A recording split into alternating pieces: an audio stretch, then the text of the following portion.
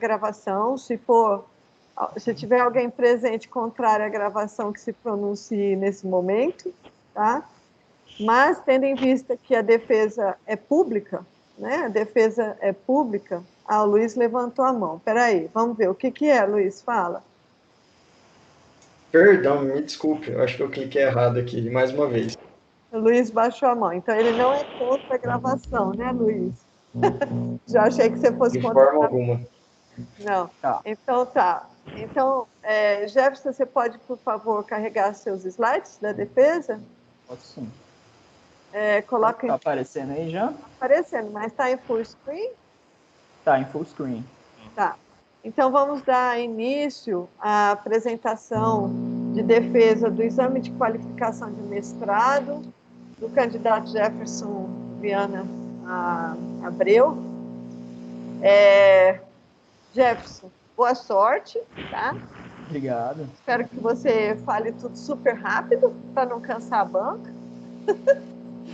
Depois a gente parte para a segunda etapa. Muito obrigada. Eu vou deixar mudo o meu fone, mas se alguém tiver alguma pergunta durante a apresentação do Jefferson, pode colocar no chat, tá? E depois eu faço. Obrigada. Eu acho que o chat está bloqueado, professor. Eu acho. Tá, não. Tá não? Então tranquilo. Eu não estou vendo chat bloqueado. Eu acho que para quem é visitante, não sei. Escrevam alguma coisa aí. Para quem é visitante, tá. Aí, a Jade testou. Para quem é visitante. A Jade, que é interna, ela conseguiu escrever qualquer coisa. Não tem importância. Para quem é externo, vai ter uma oportunidade no final para levantarem as mãos, tá bom? Falarem no microfone. Ok. Então, Jefferson, pode iniciar. Ok. Boa tarde, eu sou o Jefferson. Essa é a minha defesa aqui, como todo mundo sabe, de qualificação do meu mestrado. E eu vou estar apresentando o meu trabalho, que é sobre agentes com aprendizagem de máquina para detecção de robôs no Twitter. Brevemente, eu vou passar aqui por esse sumário aqui, onde eu vou fazer um resumo do que eu vou apresentar agora. Vou fazer uma introdução com alguns tópicos que motivaram a minha pesquisa. Em seguida, eu vou fazer a fundamentação teórica. Gente, por favor, vocês podem mutar o fone para não interromper a fala do Jefferson? Jefferson, obrigada. Por nada. Vou fazer a fundamentação teórica, depois vou explicar a revisão de literatura que a gente fez, para aí sim poder estar apresentando a minha proposta. E em seguida com os resultados esperados e o cronograma para eu alcançar os meus objetivos. Para introduzir, o fato que mais motivou minha pesquisa foi as redes sociais. As redes sociais é uma ferramenta muito boa, que conecta as pessoas no mundo todo e que a gente usa no nosso cotidiano. E as redes sociais promovem grande interação social. E com um grande número de usuários nas redes sociais, a gente tem uma oportunidade que algumas pessoas ou alguns atores se aproveitam para fazer uso malicioso dessas redes. Eles podem fazer isso mandando spam, fazendo phishing ou disseminando fake news. Depois das últimas eleições gerais aqui no Brasil, teve-se uma suspeita grande da atuação de robôs para campanha eleitoral. E isso resultou numa CPMI, Comissão Parlamentar Mista de Inquérito, onde investigava-se a fake news e também o uso de robôs. Dentre as redes sociais que existem, a gente pode destacar o Twitter, que é uma ferramenta que muitos chefes de Estado e personalidades usam para se comunicar com suas audiências. Então, é uma das redes sociais aí que são importantes. E só que tem um problema, que é o desenvolvimento de robôs nessa plataforma é muito fácil, como já foi demonstrado, inclusive por mim mesmo, num artigo que eu publiquei ano passado, onde a gente fazia o desenvolvimento de robôs. Tendo muitos robôs na rede social é ruim, porque as pessoas começam a entrar em contato com conteúdo que não desejam. E então a gente tem que ter uma forma melhor de mitigar a ação de robôs no Twitter. Então, essa pesquisa ela parte da hipótese de que é possível desenvolver uma solução baseada em agentes e aprendizado de máquina para fazer essa detecção de robôs no Twitter, tendo em vista que ainda tem alguns robôs atuando na plataforma. E o objetivo geral da nossa pesquisa é desenvolver um sistema multiagente que ele possa fazer a descoberta de robôs e que funcione em tempo satisfatório. Esse tempo satisfatório, a gente acredita que seja até questão de minutos, porque se demorar muito tempo para a gente ter essa resposta, se um perfil é robô ou não, essa informação pode perder sua utilidade. Primeiramente, para chegar no nosso sistema multiagente, a gente precisa saber o que é um agente. Um agente é uma entidade de software que é capaz de perceber um ambiente através de seus sensores e agir sobre esse ambiente usando seus atuadores. Para a gente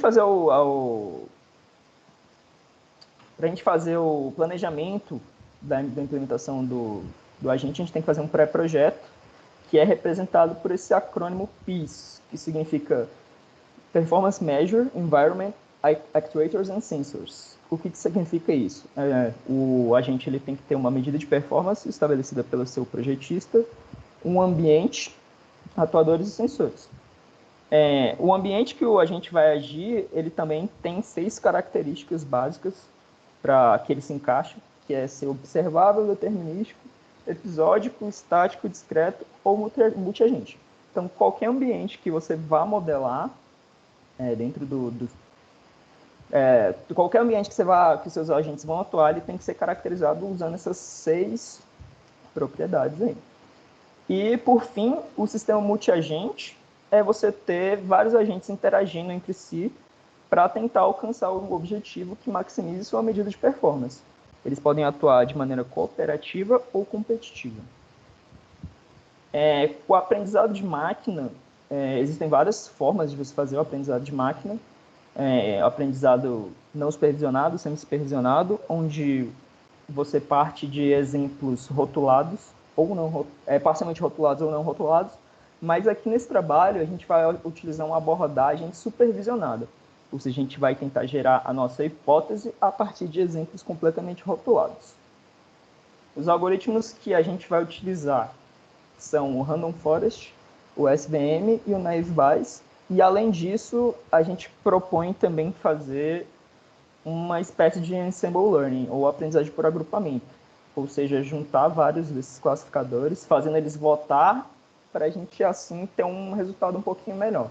Porque se cada classificador desses tiver um erro pequeno, então uma abordagem por agrupamento vai minimizar ainda mais esse erro, o que é muito bom.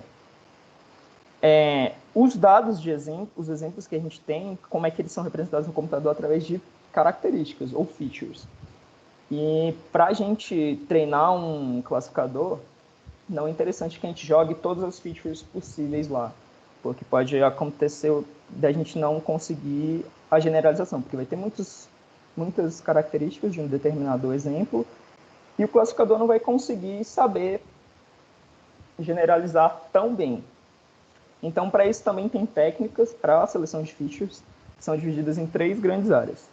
Filtros, onde é feito um ranqueamento das features e elas são eliminadas um pouco menos importantes. Essa metodologia Wrapper faz um agrupamento em subconjuntos, e esses subconjuntos são testados, quais são os melhores e os piores. E só que todos esses a gente treina, pega um conjunto menor e testa. Isso não é muito bom. Então, tem a seleção de features implícita, ou seja, ela faz durante o treinamento do classificador. Ele já vai fazendo isso por si só. O Random Forest tem uma seleção implícita de features, que ele faz o cálculo da importância das features. Já o próprio Random Forest, a gente pretende utilizar ele. E, por fim, para a gente ter um bom classificador, a gente tem que saber como avaliar ele. E as métricas de avaliação que a gente escolheu foi a acurácia, a revocação, a F-measure e a área sobre a curva ROC. Além disso, também vai ter a taxa de falsos positivos e falsos negativos lá no sistema multiagentes, onde eu vou explicar depois. O Twitter, a gente tem que saber também o que é o Twitter para entender a proposta. Twitter é uma rede social online que consiste em um microblog, ou seja, cada usuário ele posta mensagens curtas, de até 280 caracteres. Cada usuário do Twitter tem um perfil, que tem o seu nome de usuário, tem uma descrição breve, tem quando a conta foi criada, número de seguidores, número de seguidos. E os tweets também têm esse conjunto de atributos, que são quem fez o tweet, é claro, a mensagem do tweet, quantas curtidas, quantos retweets ele tem, e outros atributos. O perfil e o tweet tem vários atributos, fora esses que eu citei. Esses atributos são o que a gente vai usar para fazer a classificação. E, por fim, como a nossa motivação partiu de uma visão assim, política e eleitoral, uma breve análise do que a legislação brasileira fala sobre robôs. No Brasil, a gente não é crime criar robôs e fazer robôs em redes sociais, mas para a eleição, na lei das eleições, está falando que a gente não pode fazer campanha eleitoral uma pessoa não natural e usando ferramenta que não seja nativa da plataforma. Então, como um perfil do Twitter ele não tem um CPF atrelado a ele, então um perfil do Twitter não consiste em uma pessoa natural.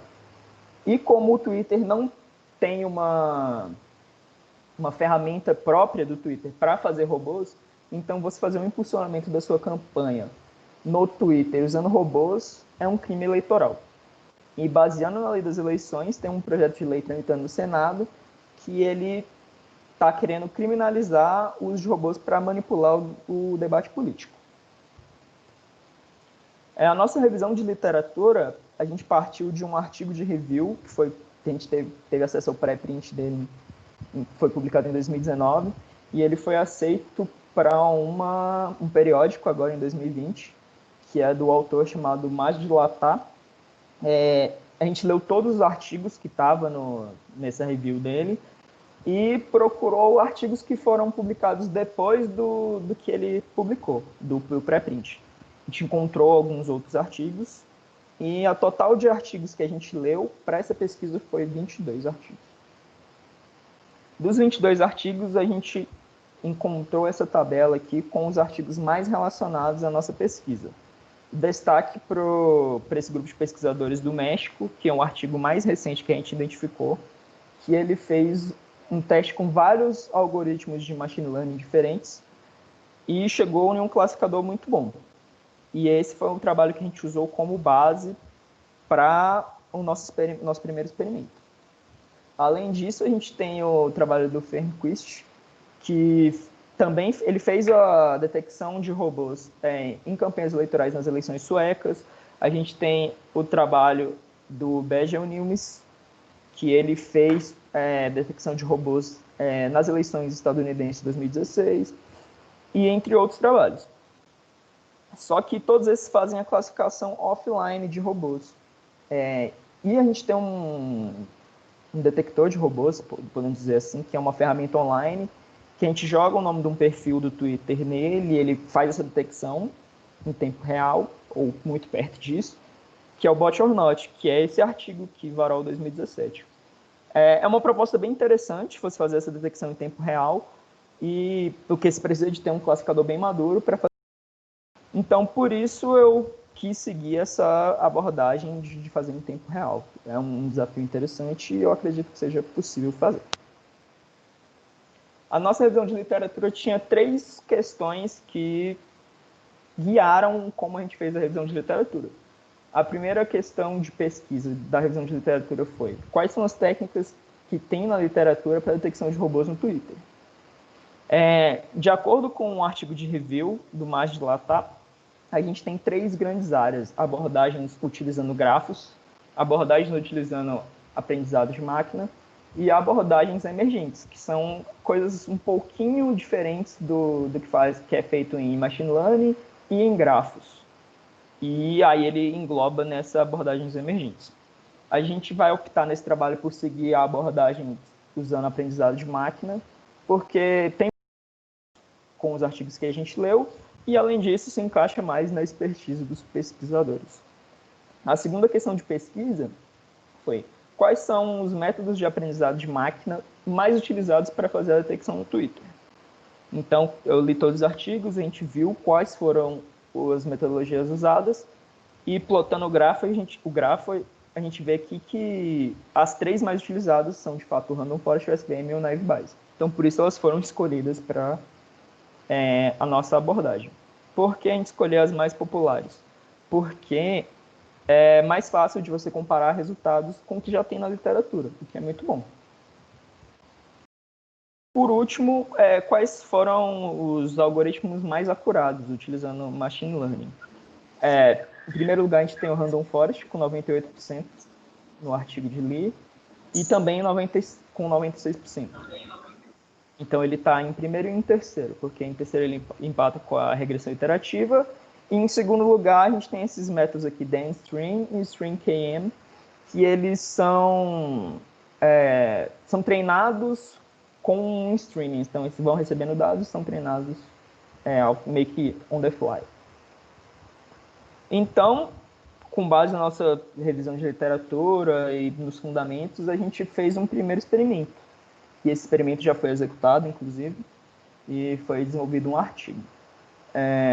O primeiro experimento ele tinha como objetivo testar uma implementação inicial da nossa proposta, assim, testar alguns algoritmos de machine learning e ver algum conjunto inicial de features. A gente fez baseado completamente no artigo do Rodrigues Ruiz, que ele usava um conjunto de dados de um artigo de um pesquisador italiano, Cresci. E a gente pegou os artigos, os datasets que ele tinha a melhor performance, que foi o Social Spam Bots e o Traditional Spam Bots. O Genuine Account são exemplos genuínos das contas, para fazer o treinamento dos nossos classificadores. A gente usou 90% dos dados para o treinamento dos classificadores e 10% para testes. E a seleção de features, a gente fez uma seleção empírica de features baseada na experiência que eu já tinha com a construção de robôs. Então, a gente pegou 5 features que eram bem simples, eram simples contadores da atividade do perfil no Twitter, que era o tanto de tweets que ele fez, o tanto de seguidores, o tanto de amigos, o tanto de curtidas que essa conta teve e o tanto de listas que ela participa. A gente utilizou Random Forest, SVM e Naive Bayes, mas como um artigo do Rodrigues Ruiz, ele era focado para classificadores de uma classe, ou seja, classificadores treinados só com exemplos genuínos, a gente testou também uma abordagem de uma classe que foi o OneClass SVM. Ele foi escolhido porque ele é uma versão de uma classe de um dos classificadores mais utilizados, o que é muito bom. Então, para fazer a medida, né, de performance do nosso classificador, a gente usou a acurácia, a revocação, a AUC e a F-Measure. Também fizemos o desvio padrão dos algoritmos e dos datasets. Os resultados com o classificador de uma classe, ele foi um pouquinho pior do que com os classificadores treinados com exemplos maléficos e benéficos, ou seja, com robôs e contas genuínas. Foi um pouquinho pior. Isso já era esperado, mas a gente manteve a robustez quando variava o dataset, o que é muito bom, porque a gente treinava só com contas genuínas e tanto com o Social One quanto com o Traditional a gente teve um resultado bem semelhante, que foi um achado parecido com o que o Rodrigues Ruiz achou no artigo dele. Nossos primeiros experimentos seguiam esse workflow.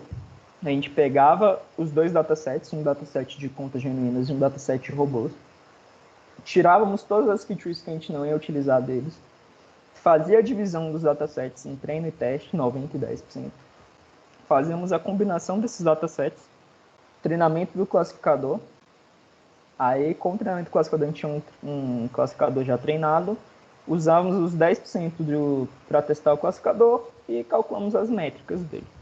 Um workflow bem simples.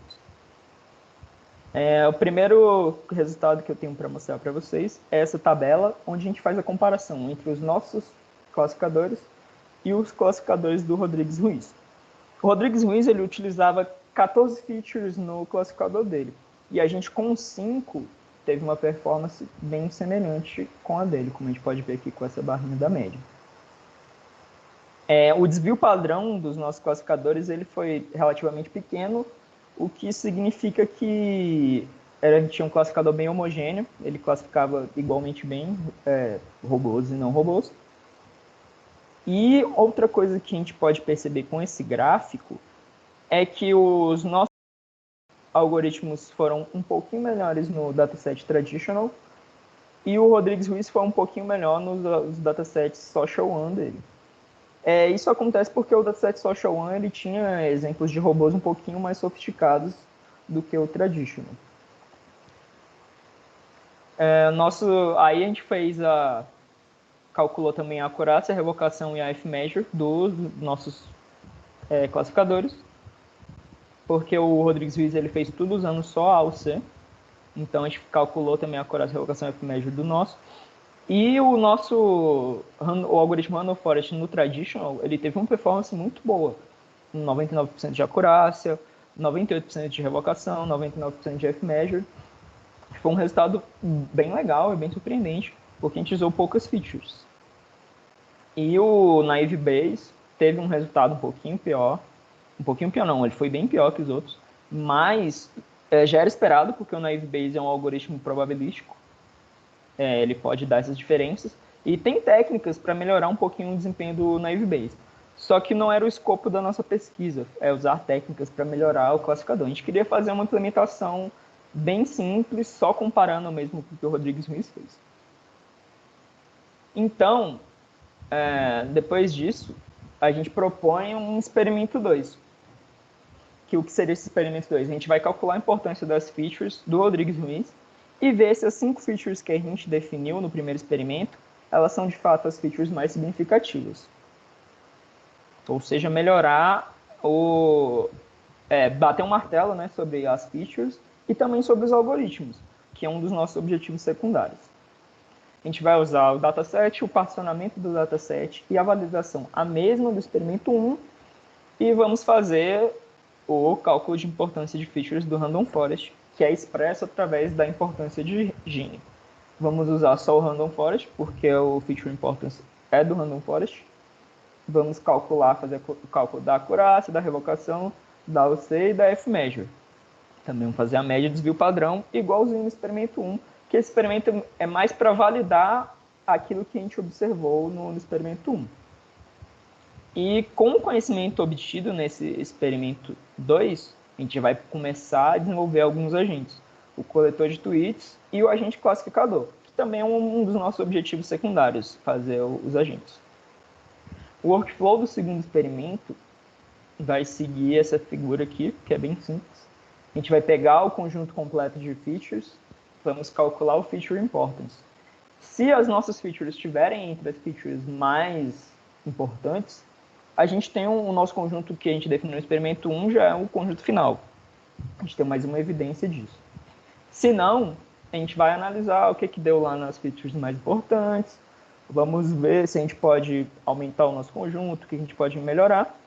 Vamos executar de novo um experimento, seguindo a metodologia do experimento 1, comparando com o Rodrigues Ruiz, extrair as métricas e fazer a comparação do desempenho entre os classificadores do experimento 1, do Rodrigues Ruiz e esse, para a gente aí sim chegar no conjunto de features final, que é muito importante a gente ter isso aqui bem definido. Para o nosso experimento 3. No nosso experimento 3, a gente vai de fato fazer o sistema multi-agentes, que está no título da proposta. Para isso a gente vai precisar de um agente árbitro, que ele vai funcionar pegando um voto de cada um dos classificadores e para poder fazer a classificação dos robôs ou não. Isso é uma abordagem de aprendizado por agrupamento, ou ensemble learning. É um dos nossos objetivos secundários também, o desenvolvimento do agente árbitro. Então, pegando todos os agentes que a gente construiu, todo o conhecimento dos algoritmos, todo o conhecimento das features, a gente vai construir o SMA, que vai monitorar o Twitter em tempo real e fazer a classificação dos robôs em tempo satisfatório, que é um dos nossos objetivos secundários também. O ambiente vai ser um fluxo de tweets, pessoas tweetando sobre um assunto que a gente vai escolher. Provavelmente vai ser no domínio eleitoral ou somente político, aproveitando o gancho das eleições de 2020. Então, a gente vai ter 3 agentes diferentes para essa primeira abordagem, que vai ser o coletor, o classificador e o árbitro. E vamos usar os classificadores. A gente vai usar os classificadores que a gente desenvolveu no experimento 2, que a gente utilizou no experimento 2, treinados com um conjunto de dados já, e com as features que a gente bateu o martelo lá no segundo experimento. E para avaliar, a gente vai usar a taxa de falsos positivos e a taxa de falsos negativos. Vocês vão entender agora na arquitetura. Vai funcionar assim o nosso sistema multiagente com árbitro. Os agentes coletores vão capturar os dados do Twitter. Com os dados capturados, eles vão guardar no banco de dados de monitoração e vão enviar os dados para os classificadores. Cada classificador vai classificar essa conta de uma maneira diferente. Por exemplo, eles podem classificar usando Random Forest, SVM, Naive Bayes, e vão mandar a classificação que eles deram para esse perfil para um árbitro. O que o árbitro vai fazer? Ele vai ver qual foi a classe mais votada, robô ou não, vai gravar essa classificação no banco de dados de perfis monitorados. Se for um robô, ele vai fazer uma denúncia para o Twitter e vai ficar pegando os dados aqui do Twitter para ficar verificando por um tempo. As contas que foram classificadas como robô, se foram banidas depois de um período de dias, que a gente vai definir ainda, é um verdadeiro positivo. Ou seja, a gente classificou como robô e, de fato, a conta foi banida ou excluída, que significa que a plataforma acatou a nossa denúncia. E também vamos monitorar da mesma maneira as contas que não forem classificadas como robô.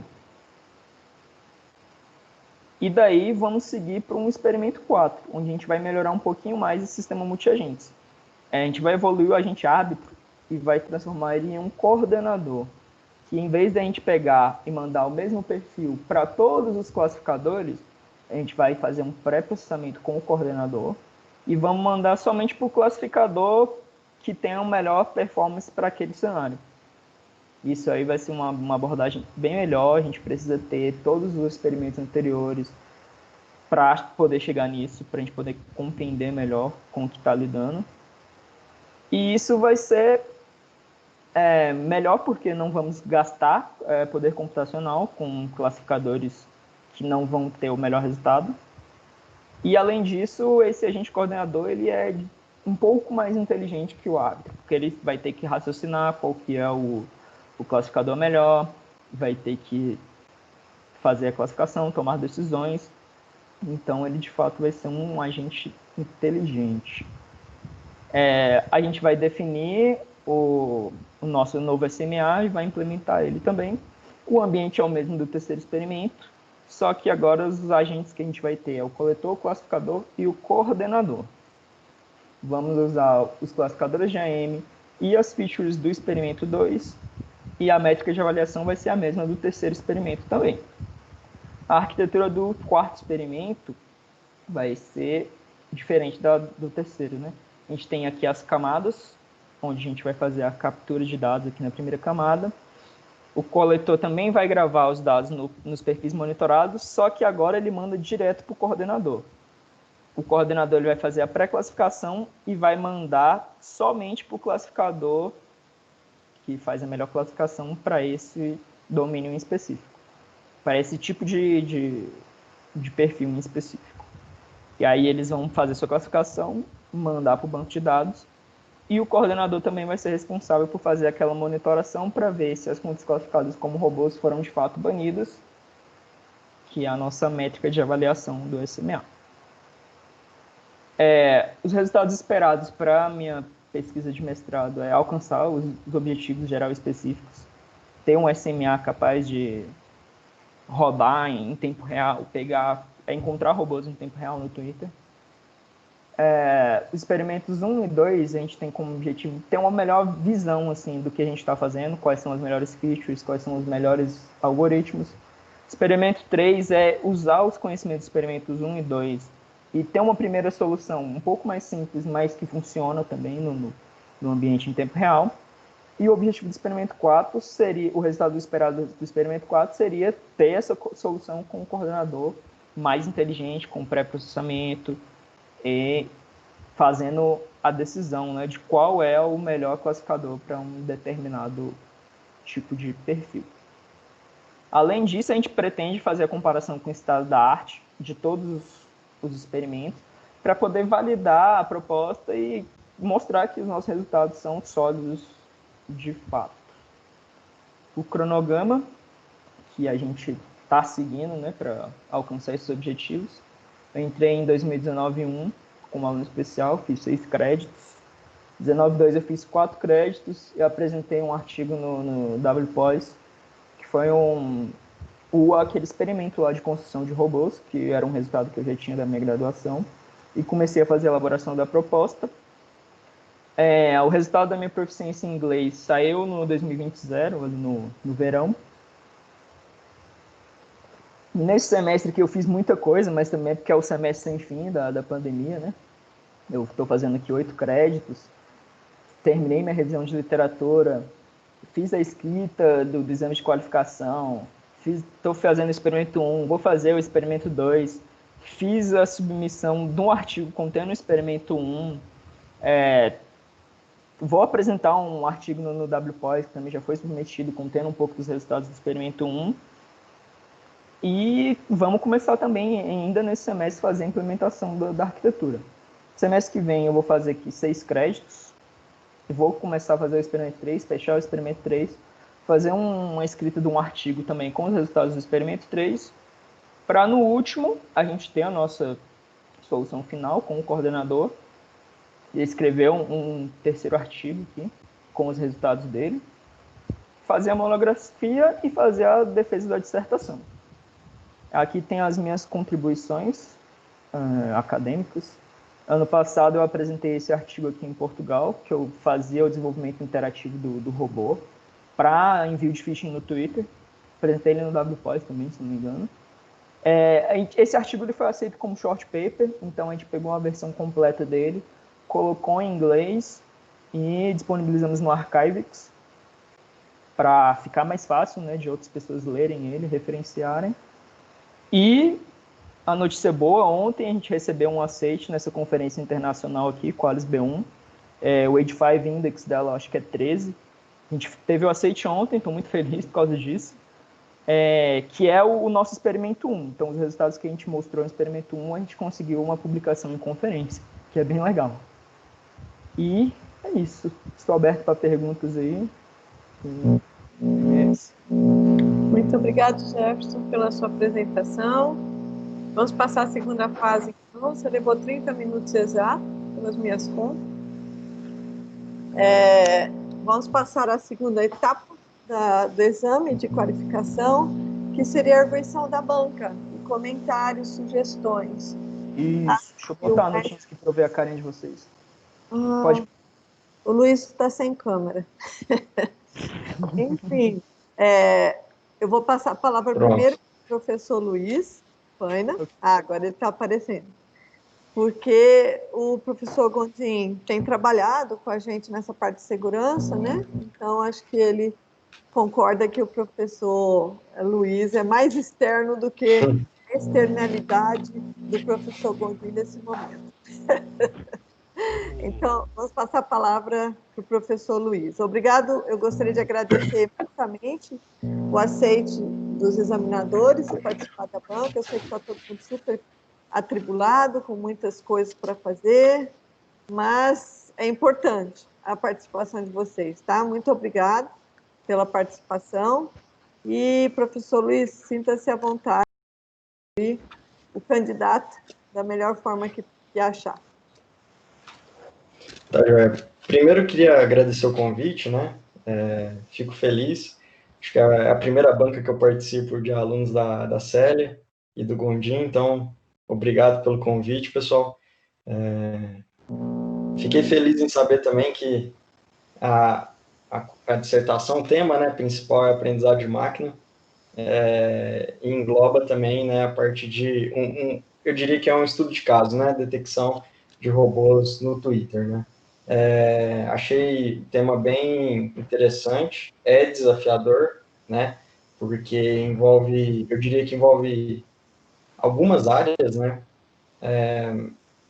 agentes, de certa forma, a gente diz que é inteligência artificial, né, são temas da inteligência artificial, da grande área de inteligência artificial, mas tanto agentes como aprendizado de máquina são mundos, né? Tem uma literatura muito vasta a respeito de cada um desses temas. E, obviamente, né, englobando também a parte de detecção de robôs. que se não for bem estudada, né, se não for bem analisada, não corre o risco de não ser... pode se tornar uma tarefa difícil de detecção. Né? Eu fiz alguns comentários no documento que eu acho que valeria a pena a gente discutir. Depois eu posso compartilhar eles com vocês.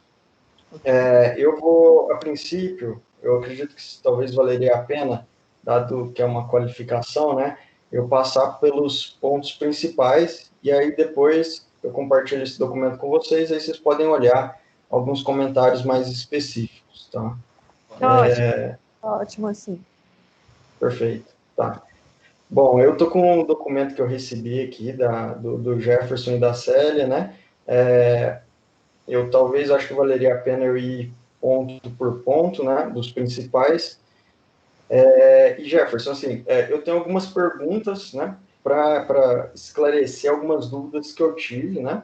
E alguns comentários a respeito da metodologia, da forma como você pensou sobre o problema, tá?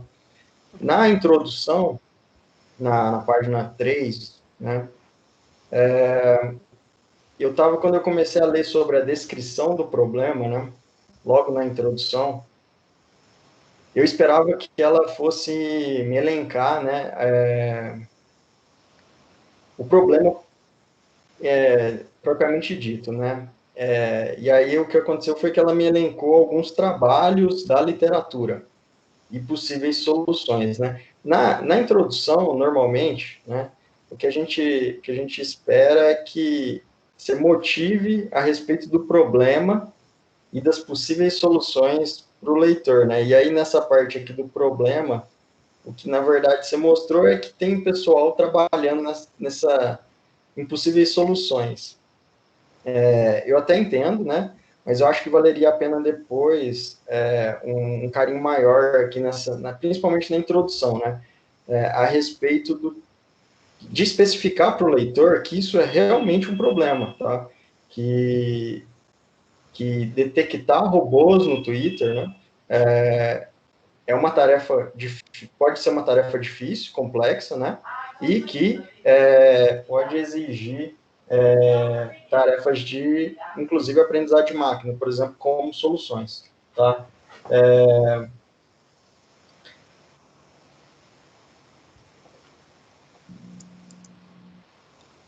Não estou ouvindo mais, Luiz. Não, calma, eu fiz uma pausa aqui só para ler meu comentário. Calma aí que... Eu achei que tivesse com alguma falha no seu... Também. A minha sugestão para essa descrição aqui, como foi feita, né? Uhum. É mover isso para a próxima sessão, que talvez pode ajudar um pouco mais, que é a sessão, né? Que você começa o estado da arte das soluções, né? Eu entendo que esse estado da arte ele está mais relacionado à motivação do trabalho, né? E aí eu faço o seguinte comentário, né? Que talvez valeria a pena, né? Explicar mais o porquê que agentes e aprendizado de máquina podem ser uma solução interessante. Tá? Eu não vi isso tanto na sessão de descrição do problema, assim, a aprendizado de máquina, de certa forma, se abordou, mas a solução completa, né, conjugada, eu acho que faltou ainda um pouco, tá? Então, vou falar um pouco mais sobre o porquê que agentes e aprendizado de máquina solucionar esse problema de detecção de robôs, tá? E aí, eu digo um pouquinho mais, talvez valeria a pena também especificar mais sobre o problema aqui, né? Porque logo na hipótese e objetivos, que é a próxima sessão, você já começa, por exemplo, o objetivo geral da pesquisa consiste em desenvolver um sistema multiagente, SMA. Foi a primeira vez que você definiu um sistema multiagente nessa introdução, né? Até então você não tinha falado de nada de sistema multiagente, tá? Você também não tinha falado nada em relação a tempo satisfatório ou tempo real, tá? Então, assim, são coisas que, dado que você vai abordar isso, vale a pena, né, descrever anteriormente. até para que quando a gente chegue na hipótese, que eu diria que é a menina dos olhos, né, a gente consiga entender exatamente qual é o objetivo da sua pesquisa, tá bom? Eu acho que vale a pena, talvez, uma, uma análise mais cuidadosa dessas sessões, tá? Ok. Na hipótese, né, eu deixei anotado aqui algumas palavras-chave que não foram definidas anteriormente na motivação. Então, tem agentes, multiagentes, tempo real, conjunto de features, agrupamento. Tá? Foi a primeira vez que, na hipótese, você tocou nesses assuntos. Tá? Então, valeria a pena colocar isso no texto também. Eu sei que alguns desses tópicos, eles podem não ser tão importantes, né? Mas eu acho que, por exemplo, agentes, multiagentes e tempo real, né, que são coisas que você frisa, principalmente na parte experimental, na metodologia, eu acho que deveriam ser melhores explicitados, tá? Ok. Deixa eu ver aqui.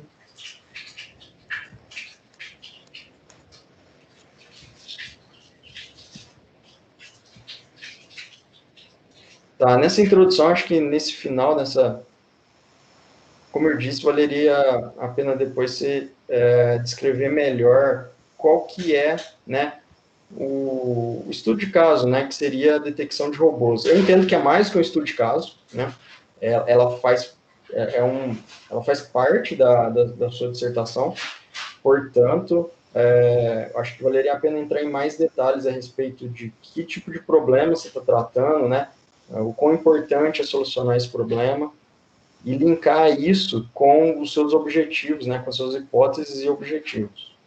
Ok? No capítulo 2, deixa eu ver aqui. Tá.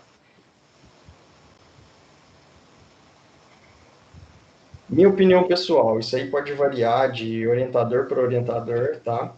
E é só um comentário mais geral. Eu, particularmente, não acho necessário o capítulo 2, tá? De fundamentos. Isso pode ser questionável, tá? Mas eu particularmente não acho. Aí a minha explicação por que eu não acho necessário. Norvig e Alpadin já descreveram cada um desses pontos, agentes inteligentes, aprendizado de máquina, métodos supervisionados, os algoritmos, né? De uma forma mais detalhada e mais interessante. Então, assim, a minha sugestão você tem uma banca composta aqui por pessoas que trabalham com IA já faz algum tempo, né? Então, assim, capítulo 2 eu acho que era o esperado, né? Que você soubesse. Então, assim, eu particularmente não acho que valeria a pena ter um capítulo 2, tá? A parte que você descreve do Twitter, que eu acho que é quase no final dessa sessão, né?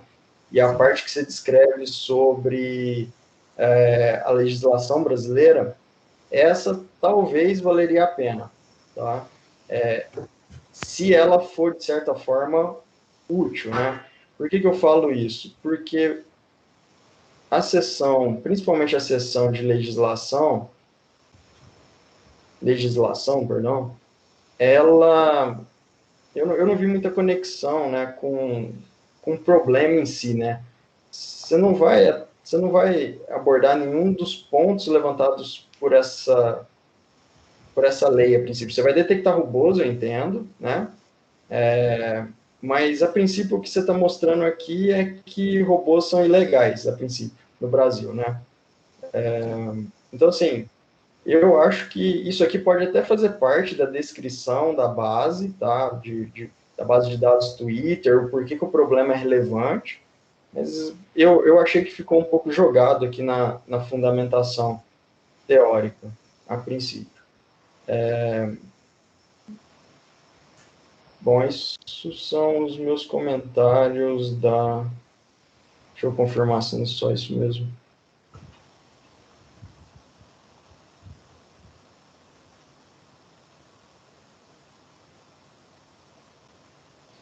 Eu acho que para cada um desses tópicos, né, do capítulo 2 de fundamentos, eu acho que tem uma referência básica, né? para cada um dos algoritmos já tem uma referência, você já está no mestrado, já fez bastante disciplina de IA, então eu acho particularmente que não há necessidade de explicar cada um dos algoritmos, explicar as medidas de avaliação, isso é a minha sugestão, tá?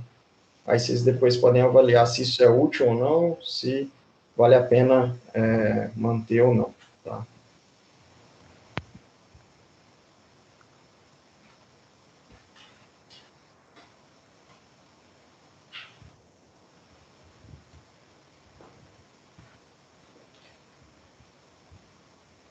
Tá. No capítulo 3, né, para mim é o capítulo, a princípio, mais importante para uma qualificação, né, é a revisão da literatura, onde a gente descobre o quanto que o Jefferson leu, né. Eu deixei alguns comentários com relação ao português, mas isso aí depois vocês dão uma olhada com mais calma. A figura 6, Jefferson, eu acho que ela deveria ser mais batida, sabe? Primeiro comentário a respeito da figura 6. Ela está em inglês, tá? Mas, fora esse comentário, o ideal é que ela tivesse em português, assim como tudo no documento, né? Mas, fora esse comentário, eu acho que valeria a pena, nessa revisão da literatura, né? Pegar essa figura 6 e explanar sobre ela, tá? Falar quais são as técnicas que tem baseadas em grafo, falar quais as técnicas tem de aprendizado de máquina, as outras que são emergentes, tá? Entrar em detalhes de vantagens e desvantagens de cada uma dessas abordagens, por que aplicar uma e não outra, e assim sucessivamente, tá? Eu acho que isso aqui, essa figura 6, né, como mesmo você disse, que a sua pesquisa, ela começou a partir do trabalho do Alotali, né, Alotali 2018, que fez um grande review da literatura sobre o tema. Eu acho que essa figura aqui valeria a pena você descrever ela com mais profundidade. E eu vejo que, pela figura, a parte que mais está descrita é a parte de grafo, e não a parte de aprendizado de máquina. Tá? Então, a parte de aprendizado de máquina, que é o grande foco, né, da sua qualificação, ela está bem resumida, bem sucinta, em técnicas supervisionadas, técnicas não supervisionadas. Eu acho que valeria a pena discutir mais a fundo, como você mesmo disse, você leu todos os artigos, né, os 22, né, Eu li os referenciados por... de aprendizagem. Ah, o de aprendizagem de máquina. Então, Sim. se tem só 22, se tem 22 só em aprendizagem de máquina, né? Então valeria a pena uma explanação melhor. Depois, quando eu estava finalizando a leitura, eu vi que você tinha adicionado coisas no anexo A, né? Eu acho que talvez o anexo A faz parte imprescindível desse capítulo de revisão da literatura, tá? Então, eu acho que vale a pena melhorar isso aqui. Porque, inevitavelmente, o capítulo 3, né, vai fazer parte de todos os artigos que você vai escrever. Então, acho que vale a pena um carinho maior nesse capítulo 3.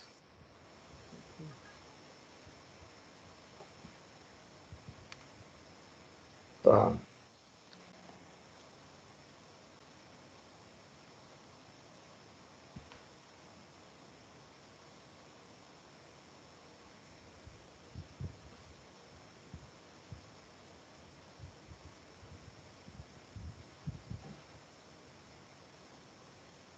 Tá. Eu fui realizando a leitura do capítulo 3, né, e aí eu vi na página 24 que você começou a falar sobre ensemble, né? Você falou, não, você mostrou vários artigos com os vários algoritmos que eles usam e tudo mais, né? E aí na página 24, perdão, 24, você começou a falar sobre ensembles, né? Para tentar detectar robôs, tá? Aí eu faço uma pergunta mais filosófica, né?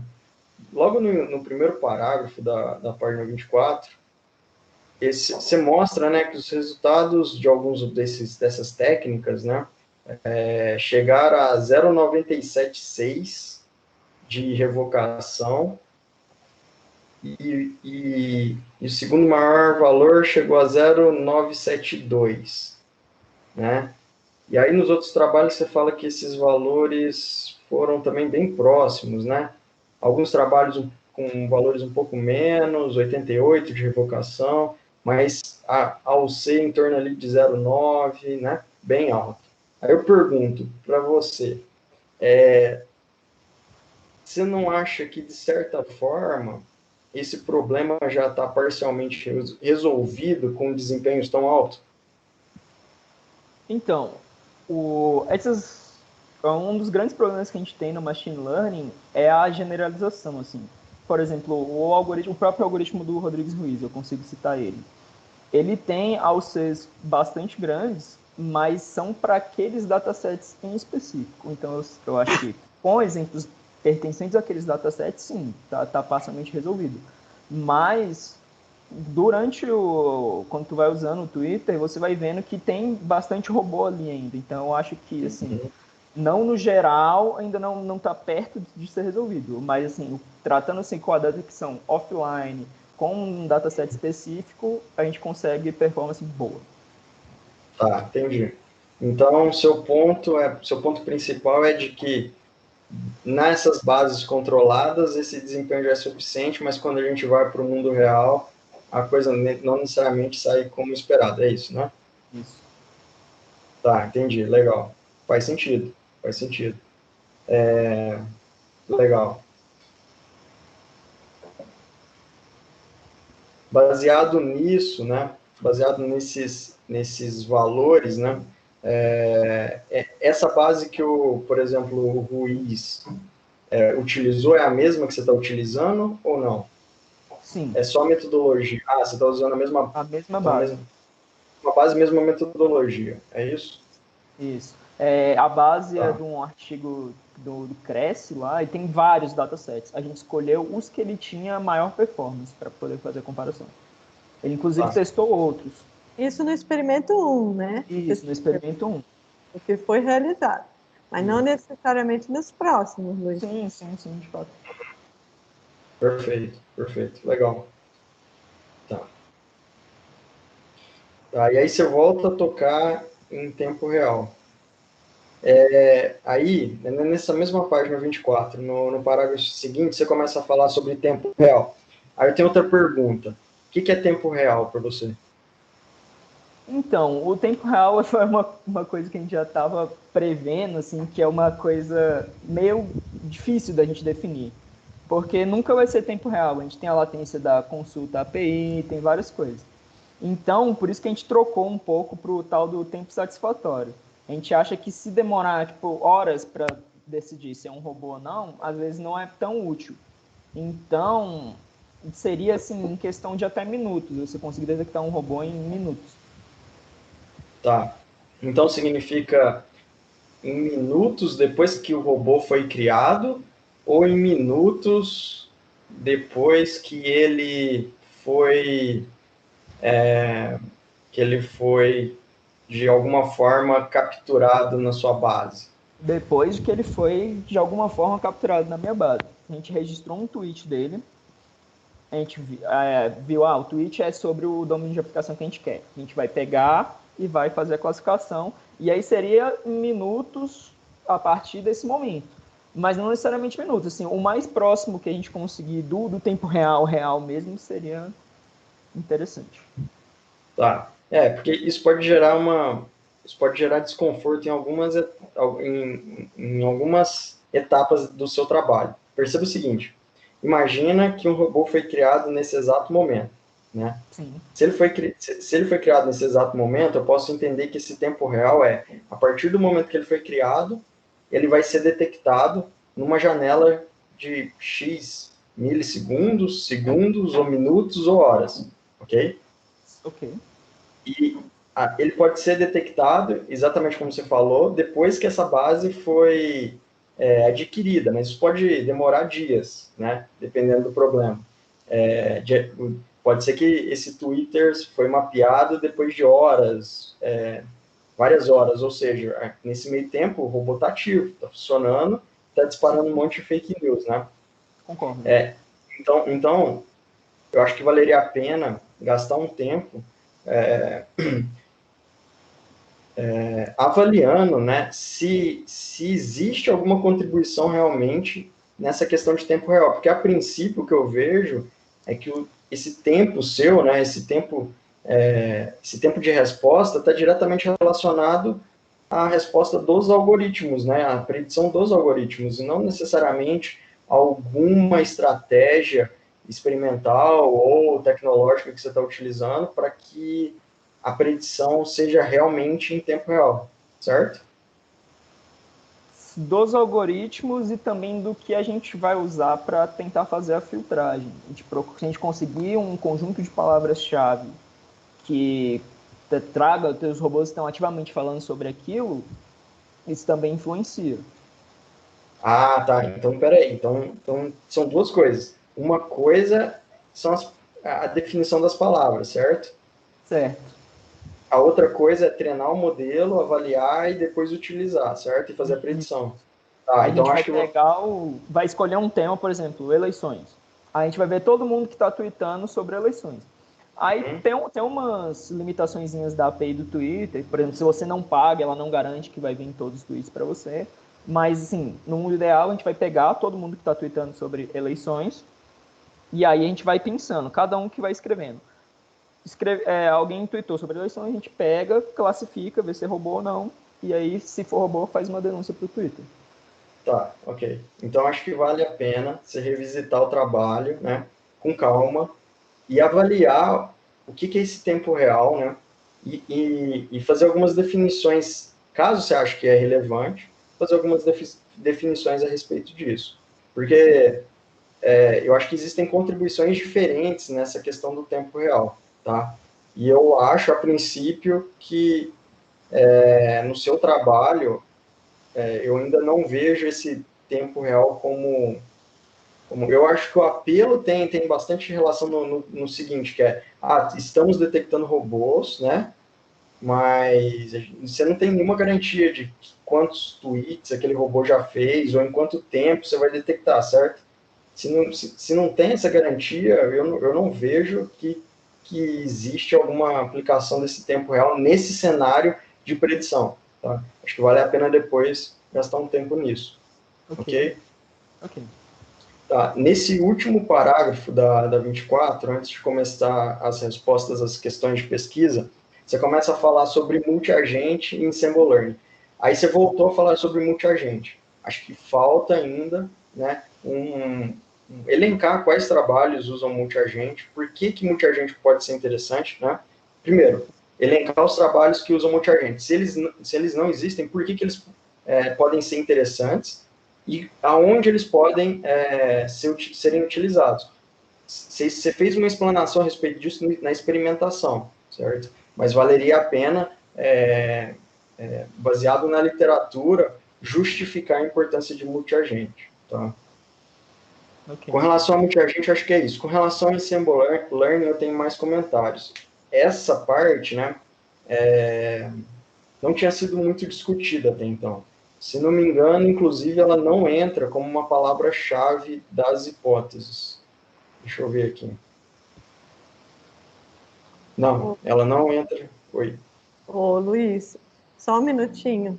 Jefferson, responde a pergunta do professor Luiz, se você achou algum trabalho da sua revisão da literatura que trate sistema multiagente e por que você acha importante usar? Você podia responder? Ok. A gente não identificou nenhum trabalho que utilizava sistema multiagentes nesse domínio.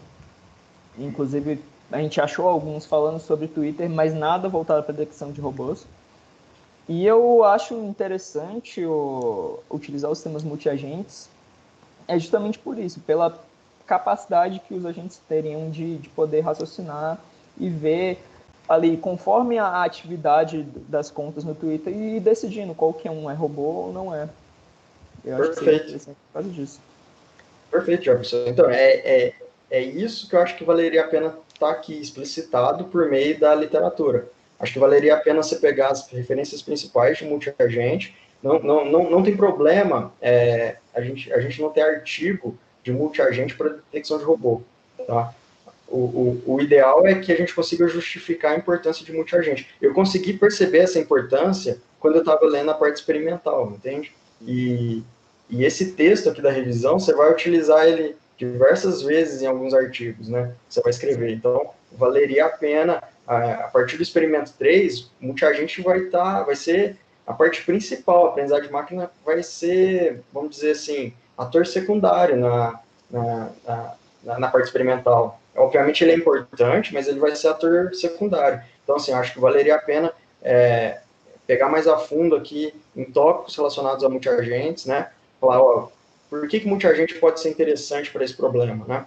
E embasar teoricamente aqui, tá? A mesma coisa, Jefferson, eu digo para Ensemble Learning, tá? Até então, você estava falando sobre o uso de classificadores, né? Alguns classificadores, algumas técnicas semi-supervisionadas, supervisionadas, algumas técnicas de streaming, né? Tá, você quer usar Ensemble, mas que tipo de Ensemble? A literatura de Ensemble, ela é muito grande, muito vasta, tá? Eles vão falar, por exemplo, da vantagem e da desvantagem de combinar predições, né? Aonde Ensemble funciona, aonde Ensemble não funciona. Eles vão falar da importância, igual você falou na apresentação, né? Ah, o Random Forest está com tal taxa de acerto. O outro algoritmo está com essa taxa. Ah, então por isso eu pensei em usar Ensemble porque eu quero ter um ganho aqui, né? Tá, mas quais condições isso realmente vai acontecer, né? Pode ser que você gere um ensemble que o desempenho permanece igual. Você só está aumentando o tempo de processamento, só aumentando o tempo de indução dos modelos. Então, fora a diversidade de possibilidades de ensembles que existem, né? Existem ensembles em cascata, em cadeia, tem toda uma literatura aqui falando sobre ensembles, tá? Então, acho que se é foco do trabalho, tem que justificar, tá? Então, valeria a pena gastar mais um tempo olhando, né? Ah, não, eu quero usar ensemble. Ótimo, vamos usar ensemble, né? Por exemplo, você está usando técnicas Random Forest, né? Que a princípio pode ser enquadrado como um ensemble, tá? Sim, sim. Oi? Sim, o Random Forest Ensemble. Então, pode ser enquadrado como um, mas aí, quando você fala em combinar um Random Forest com outra técnica, né? Isso aí vira outro ensemble, né? E aí, você tem bom, como eu disse, tem uma vasta literatura aqui que eu acho que esse último parágrafo aqui da página 24 valeria, né, uma expansão dele, até para você poder justificar algumas propostas, tá? Aqui eu diria que valeria a pena, talvez, né, você fala um pouco sobre seleção de feature nesse capítulo e no anterior, né? Você fala um pouco sobre seleção de feature em wrapper, técnica estatística, assim por diante. Se é foco do trabalho, né? Acho que valeria também a pena expandir ele, aquela parte, né? Focada em robôs ou não, né? Para justificar a proposta, tá?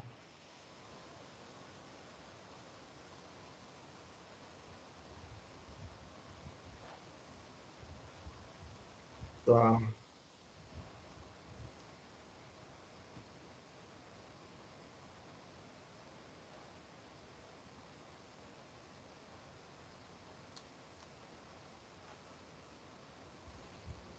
Tem alguns comentários sobre o documento em si, a ordem com que foi exposta alguns conceitos, aí depois eu deixo para vocês analisarem em casa nesse final de semana aí, que promete ser bem quente, né? Mas que existe a chance de chuva aí no domingo, né? Boa, boa. Com relação ao Oi? Boa. Choveu na Agaçu hoje. Choveu na... Nossa. Nossa, tomara que venha essa chuva. Bom, Jefferson, com relação ao experimento 1, página 29, tem a figura 8, tá? Tá, aí você basicamente você fala que você tem lá dataset de robôs e humanos, né? Treinamento e teste, aí tem outra parte de validação on the wild. E aí você faz a separação dos conjuntos, né? Nessa figura tem uma caixinha que você fala o seguinte, página 29, figura 8. Separação de conjuntos, treinamento, teste e validação. Aí depois você fala seleção de features, treinamento do classificador, teste do classificador. Aí você pergunta, alcançou a performance desejada? Né? Se não, volta para a seleção de feature. Eu preciso entender uma coisa. Essa seleção de feature, ela é baseada no desempenho no conjunto de teste? Sim. Sim, mas assim, quando a gente fez o experimento 1, a gente teve um desempenho bom já, que a gente conseguiu até publicar. Então, a gente falou, pô, será... Aí a gente foi para outra linha, falou, pô, então se essa seleção é a melhor mesmo, essas features são as melhores, mas nessa fase aí, quando eu desenvolvi esse diagrama de processos, eu estava pensando em fazer uma seleção mais baseada no desempenho do classificador. Essa seleção de feature foi feita usando qual algoritmo? Então, conforme a gente explicou no experimento 1, essa seleção primeira de features que a gente fez, a gente não utilizou nenhum algoritmo, a gente pegou pela minha experiência com a construção de robôs. Por isso que se faz necessário um segundo experimento para validar se essas features são, de fato, as mais relevantes. Tá, mas tudo bem. Então, mas deixa eu entender uma coisa então. Então você selecionou um conjunto de features. Tá, a princípio no seu artigo, ok, mas aqui, essa é a metodologia a princípio que você vai usar, certo? Certo. Tá, você vai selecionar um conjunto de features, vai treinar um classificador, vai testar ele em conjunto, de conjunto de teste. Se esse conjunto de features não for suficiente ou não for bom o suficiente, você vai voltar e vai selecionar um novo conjunto, é isso? Isso. Mas aí eu vou... Esse aí vai ser a segunda etapa, a gente vai usar o Feature Importance do Random Forest. Tá. Desculpa, eu te interrompi. Não. Finalizando. Tá. Então, Jefferson, a princípio, isso é contaminação, tá? Isso gera overfitting. Por quê? Porque quando a gente separa em treinamento e teste, a gente tem que ter em mente que o teste é como se fosse é como se fosse o vizinho da nossa casa, que a gente só importuna quando a gente precisa de açúcar ou de óleo ou de alguma coisa, tá? A gente nunca induz um modelo ou nunca usa a informação do teste para absolutamente nada relacionado ao modelo, tá? Então, quando você usa alguma informação do conjunto de teste, seja para definir um parâmetro, seja para definir quais atributos da base você vai utilizar, você está fazendo overfitting. Isso é uma contaminação, tá? Por que isso é uma contaminação? Porque, a princípio, por mais que você tenha um conjunto de teste rolado, a gente faz validação cruzada por um objetivo principal, que é verificar qual é o desempenho de um determinado modelo num possível conjunto de dados do mundo real. Então, quando a gente separa, né, treinamento e teste, o que a gente está falando é, esse teste aqui respeita a distribuição do mundo real, do conjunto real, tá? E eu vou usar ele simplesmente para verificar o desempenho, tá? Então, quando eu li isso aqui, né, eu estava torcendo para você me falar que você fazia isso no conjunto de validação. Eu estava, de verdade, estava torcendo para o Jefferson falar assim, não, eu faço a seleção de features no conjunto de validação. Porque se você fizesse no conjunto de validação, não teria problema. O que é o conjunto de validação? Né? O conjunto de validação a gente separa o conjunto de treinamento e teste, e depois pega o conjunto de treinamento e separa ele ainda em treinamento e validação. Quando você faz isso, você está garantindo, você tem garantias estatísticas de que você não está usando a informação do conjunto de teste para fazer predições, tá? E aí, nesse caso, você pode fazer a seleção de feature que você quiser no conjunto de validação, porque o conjunto de teste não está sendo usado para indução de modelo, não está sendo usado para decidir quais atributos entram, quais não, quais são mais importantes, quais não, tá? Então, eu acho, eu tenho certeza que aqui vale uma revisão dessa metodologia, tá? a gente, isso aqui, né, a princípio, deveria ser um pouco mais, você deveria revisar isso aqui com cuidado, tá bom? Para evitar que ocorra esse tipo de contaminação. Quando você faz isso aqui, né, quando você treina num conjunto de treinamento, usa informação do conjunto de teste para te dizer quais são os melhores atributos ou quais são os melhores parâmetros, você está fazendo um overfitting e seu resultado vai ser muito bom, tá? Só que quando você levar esse modelo para a parte de baixo, né, que você chamou de on the wild, né, o resultado vai ser garantidamente muito ruim, tá? A não ser que o problema seja muito simples, mas se ele for um pouquinho mais elaborado, o resultado vai ser garantidamente ruim. Por quê? Porque você está construindo um modelo especialista no conjunto de teste, e não mais generalista, que levava em consideração, talvez, um conjunto de validação, mas que respeitava certas premissas a respeito da base de dados, tá? Então, acho que vale a pena depois visitar isso aqui com mais cuidado, tá? Tá bom. Deixa eu ver aqui.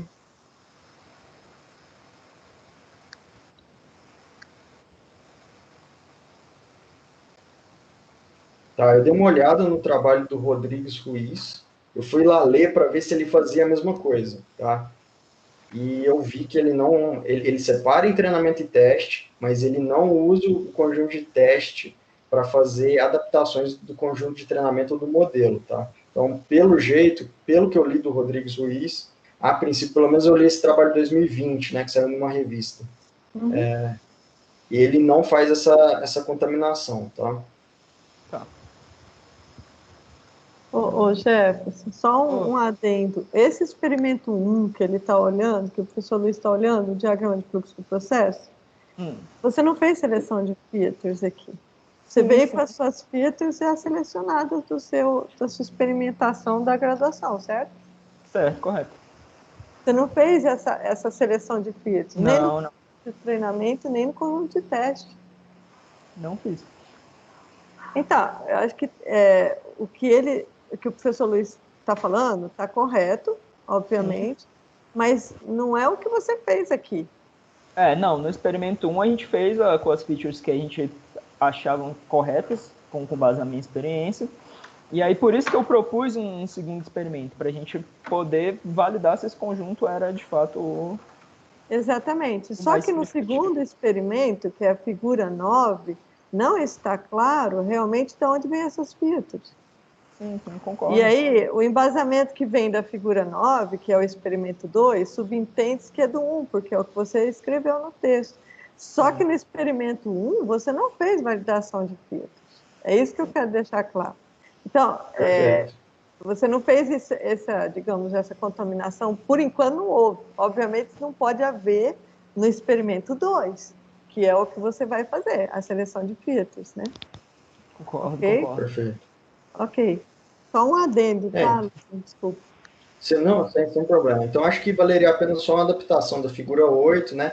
E uma explanação melhor a respeito dessa seleção de features. E aí, na figura 9, a minha sugestão também é adaptar ela para melhor explicitar a parte de... na figura 9, se não me engano, deixa eu ver aqui. Na 11, né? Que é onde você constrói o conjunto de... que é como você vai fazer a seleção do conjunto de features, né? Propriamente dito. Deixa eu voltar lá.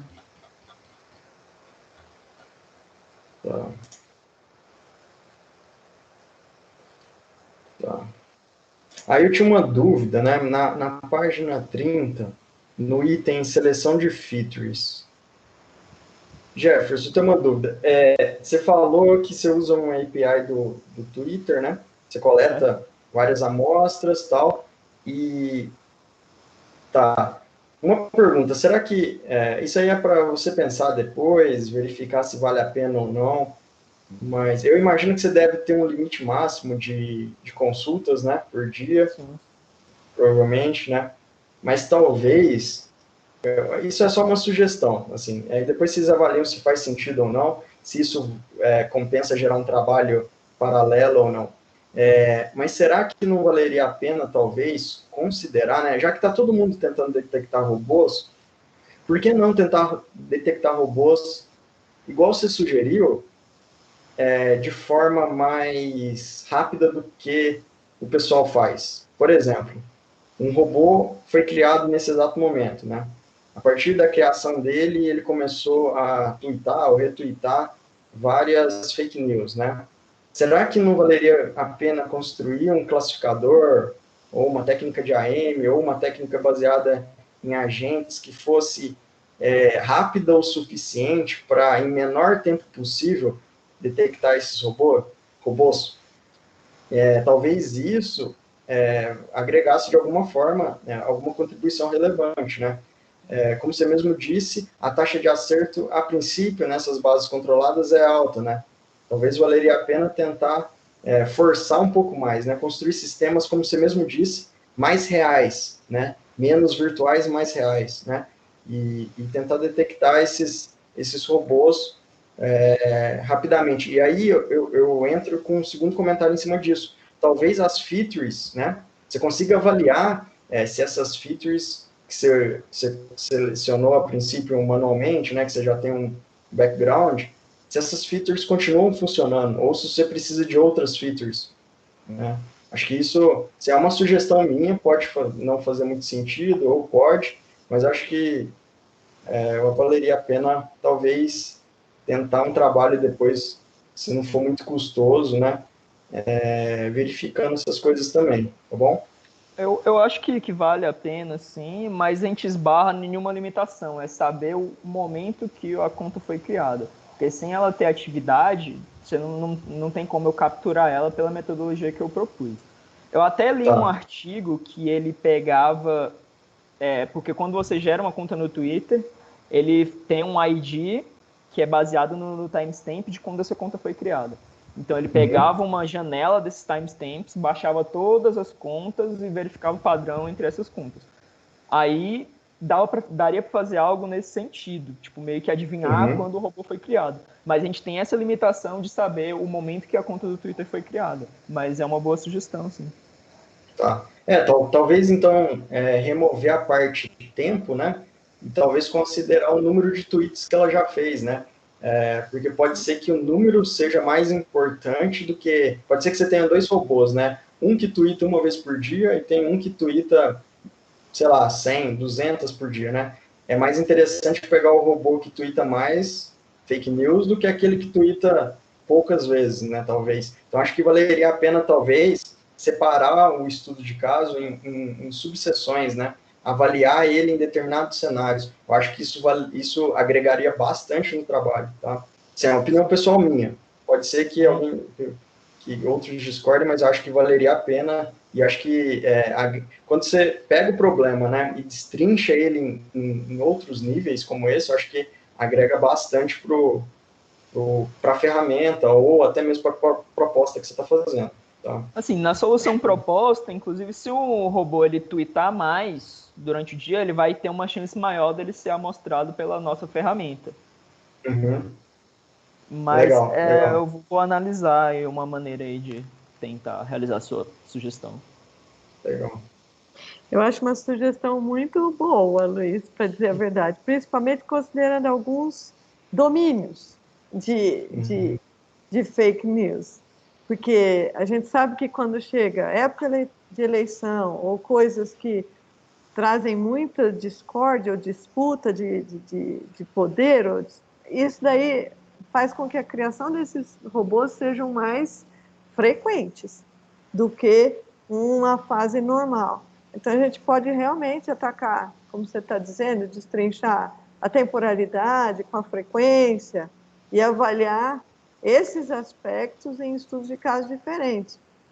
E uma das vantagens de usar o sistema multiagente, que desde o começo a gente está discutindo, é ele poder fazer isso de forma dinâmica.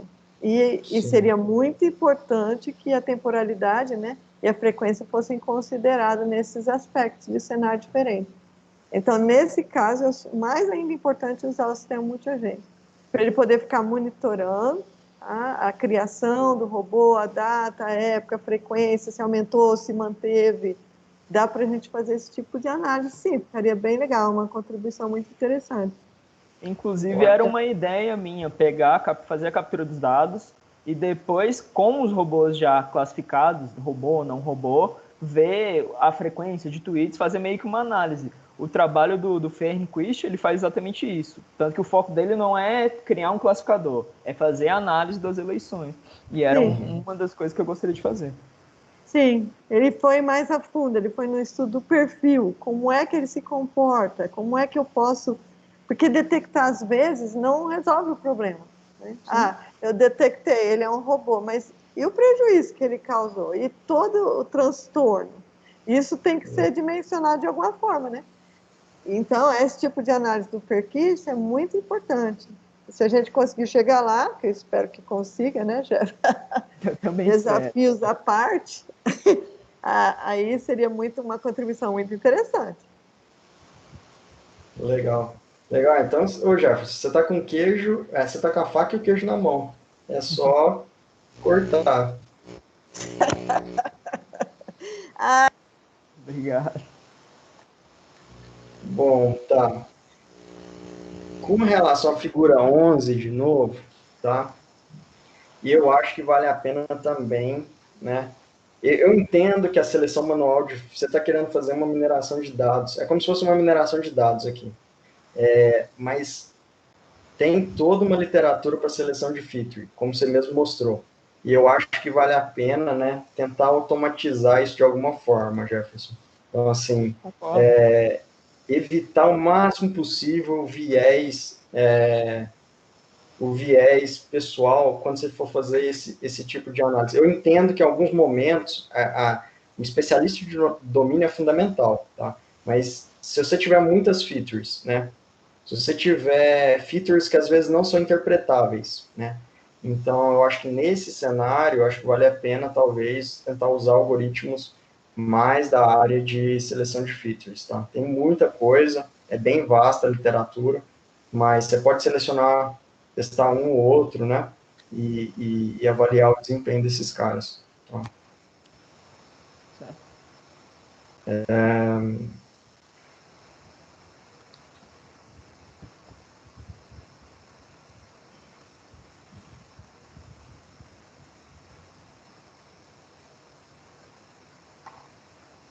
Bom, eu deixei mais alguns comentários, mas é coisa pouca também.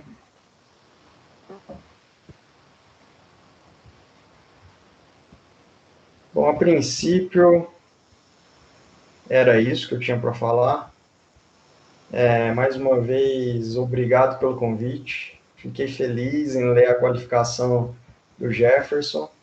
Acredito que tem bastante potencial para fazer contribuições na área de aprendizagem de máquina, na área de multiagentes e de detecção de robôs. Afinal de contas, é um tema de impacto social muito grande, né, relevante. Então, assim, fico feliz pelo convite e mais uma vez, depois eu posso compartilhar com vocês meu documento. São comentários pontuais, na maioria das vezes. E é isso. Muito obrigado, Célia e Jefferson, pelo convite. Eu que agradeço aí pelos comentários aí, foi muito bom. Acho que vai ajudar a melhorar bastante o meu trabalho. Sim, muito obrigada, professor Luiz. Todos esses comentários do documento, das questões também de conteúdo, vão ser fundamentais para o melhor, digamos, para a evolução desse documento, para poder chegar realmente a uma dissertação. Né? Então, esse é o intuito do exame de qualificação, apontar o que pode ser melhorado para que ele possa gerenciar durante o estudo dele agora, né? O que ele vai aprofundar, como é que ele vai melhorar a apresentação para ter uma dissertação mais encorpada, mais, digamos, mais madura, né? Com maior conhecimento. Eu concordo, desde o começo eu estou falando para o Jefferson que a melhor parte do documento dele é o capítulo 3, eu falei isso para ele várias vezes, falei, olha aqui, você tem um documento que para mim podia ser o capítulo 3, porque esse capítulo 3 é a melhor parte do seu documento. E aí foi sugestão minha, inclusive, colocar no apêndice todas aquelas referências, porque eu queria que ele ressaltasse os que ele fosse comparar dos mais importantes. Por isso eu tinha pedido para ele fazer uma tabela mais compacta e deixar dentro do documento principal e deixar lá no apêndice todos os que ele estudou, como um complemento. Mas, né, com certeza, num documento de mestrado, ficaria tudo isso encorpado num capítulo de revisão da literatura, né? Eu acho que seria mais adequado. Vários dos seus comentários, né, a gente concorda, vamos melhorar. Muito obrigado pela participação. Depois, na parte de seleção de filtros, ele pode se tornar um parceiro de pesquisa, né, Jefferson? Pode sim. De Desde convidado consultá-lo. já, desde... Claro. Já consultá-lo para a próxima publicação, para a gente poder fazer alguma coisa mais adequada nessa parte que agora começa a ficar interessante, porque até agora foi só um experimento inicial, e quando eu vi o resultado, eu falei, nossa, um experimento tão bobinho, inocente, e deu resultado, vamos tentar publicar esse negócio. E no final, acabou sendo aceito, né? Então, às vezes, a coisa bobinha, que a gente acha que não vai dar em nada, né? Mas tem um periódico bom, que é o Rodrigues, por trás, e a gente conseguiu melhorar com menos filtros. Vamos ver se a comunidade não gosta disso daí. Então, é assim que vai a pesquisa, né, Luiz? A gente faz as coisas Com bobinhas, certeza. não vai deixar de publicar as coisas bobinhas, mas depois a gente quer publicar uma coisa mais poderosa, com mais fundamentação, com certeza. Então, vamos passar aí ao nosso colaborador mor, né, o professor Gondim, que está com a gente. Inclusive, foi o professor Gondim que me trouxe o Jefferson. Jefferson não era para estar comigo, era para estar com o professor Gondim. Aí ele falou, não, sério, aí não deu certo, não sei o quê, a gente vai deixar o Jefferson sem orientação. Eu falei, não vamos deixar o Jefferson sem orientação. Então, agradecendo aí o Gondim por me trazer o Jefferson, né, e por ser nosso colaborador mor nessa pesquisa de detecção de robôs. Pode falar, professor Gondim. Bom, eu não sei como é que está aqui o microfone, está todo mundo ouvindo? Sim. Ok. Então, eu Sim. queria começar agradecendo o convite para participar aqui do exame de qualificação. Luiz falou extensivamente e exaustivamente, não sobrou muito para mim, isso é bom. Eu só tenho algumas notas para falar, assim, algumas Assim, páginas. Gondim e Luiz, se vocês puderem mandar o documento, eu não sei se vocês anotaram em PDF ou se Sim. foi na mão, o que vocês fizeram, porque aí a gente usa essas anotações para melhoria do documento, tá bom? Tá. Se vocês puderem mandar depois, eu vou pedir. Eu depois devo mandar um e-mail, não sei, para vocês, pro Jefferson, para você, Célia, com o documento revisado e uma página geral com os comentários que eu fiz. É bem sucinto, tá? É mais o guia do que é que eu anotei que achei relevante colocar, tá? Tá bom. Obrigada. E bom, vamos lá. A gente está aqui. Eu tenho depois algumas perguntas até para o Luiz, mas tudo bem. Depois eu falo com ele, tá? O que a gente tem? Está aqui para, no final das contas, avaliar a proposta do Jefferson em relação ao mestrado, avaliar quanto a relevância disso aí academicamente, avaliar quanto a viabilidade, dado o tempo que ele tem, e se, dado que ele está propondo, ele tem um caminho para chegar lá. Tá?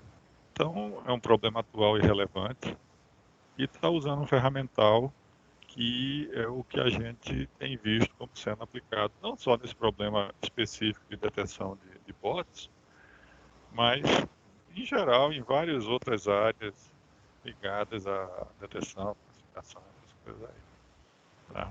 Só que aí a gente tem a nossa motivação, a nossa eu não sei, mas a minha, com certeza.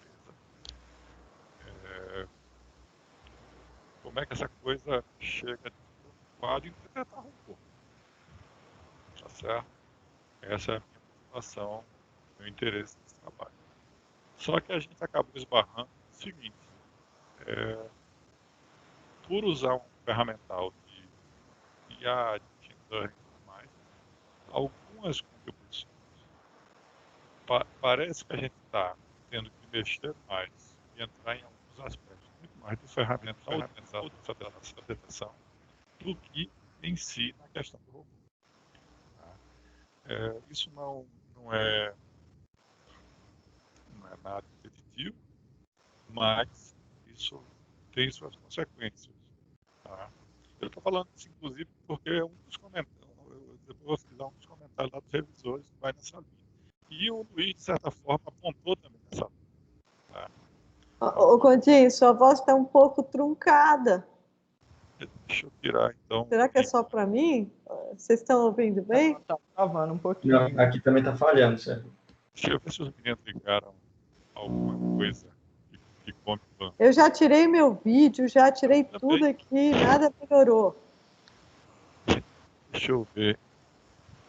Não tem ninguém jogando nada no momento. Tá? Nem vendo Netflix, nem nada desse tipo. Tá? Talvez seja momentâneo aqui. Às vezes o acesso dá uma piorada. E eu estou cabeado. Eu estou junto da caixinha. Aí, qualquer coisa vocês avisam que a gente repete. Beleza. Então, do ponto de vista da relevância do trabalho, está claro, um problema relevante, ferramental adequado e que já tem uma direção e alguns resultados. Então, do ponto de vista de proposta, acho que está mais ou menos tá dentro. Eu tenho agora alguns comentários específicos do documento em si. Tá? O documento no geral está ok, está tudo escrito. Tem alguns detalhes, até algumas classes que vão para essa aqui não revisadas. Estilo, em alguns momentos, acho que podemos sobre amizade. Professor, não estou conseguindo te escutar direito. E agora? Agora melhorou. Putz, esse microfone é terrível. Daqui a pouco eu vou ter que engolir o microfone para poder falar. Vai lá, continue. Então, só voltando aqui, o documento tem alguns typos, tem alguns probleminhas eu coloquei aqui crase, que foi o que eu peguei mais claramente. Do ponto de vista de estilo, talvez eu esperasse um pouco mais, em alguns momentos, alguma sobriedade e formalidade fosse mais adequada. Por exemplo, quando você usa superlativos e coisas do tipo, surpreendentemente, isso aí, eu sei o que você quis dizer, mas não é por aí. Então, esse cometimento nessas expressões seria interessante. Tá? Isso do ponto de vista de forma. Eu fiz vários comentários no texto e não fui tão minucioso quanto o Luiz, mas alguns comentários são só correção mesmo, e tem outros que são algum questionamento. Tá? Deixa eu pegar aqui a minha marcação.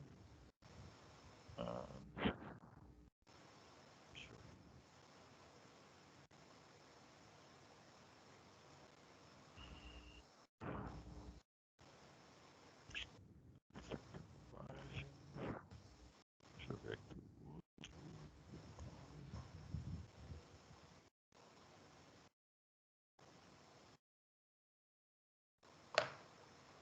Pois é. Você lá na seção 2.2, página 19, você está falando lá dos indicadores. O Luiz acha isso dispensável. Eu tenho minhas dúvidas. Eu acho que é interessante colocar, talvez principalmente acho que vai ter, talvez não caiba aqui, mas você vai ter que colocar isso mais para frente.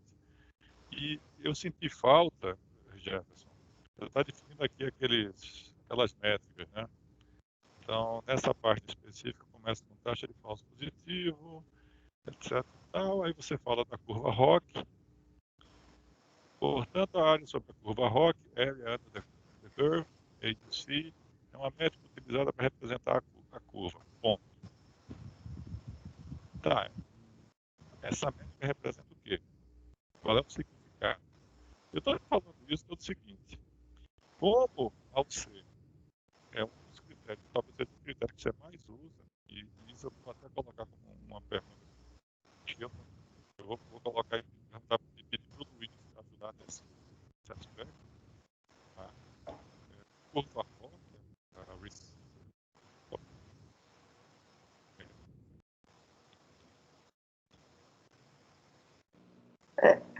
Gondim, completamente. Gondim, tá mudo a sua voz, tá completamente mudo. E agora? Não, fez um poc, poc, poc, mas E agora? fala Vocês alguma estão, coisa vocês estão contínua. ouvindo? Sim, agora sim, voltou. Agora sim. Então, essa curva ROC era um parâmetro de ajuste para o sistema de radar, para o cara encontrar o limiar e, e discernir o que é avião e o que é passageiro, por exemplo. Tá? Que era uma forma lá. Então, e aí você tem essa curva, e só que uma curva é difícil da gente critério. Então, colocaram na área embaixo da curva ideal. Não, desculpa, da curva operacional. Tá? Que poderia ser usado para você encontrar o melhor limiar para você jogar se você estiver fazendo a detecção do limiar.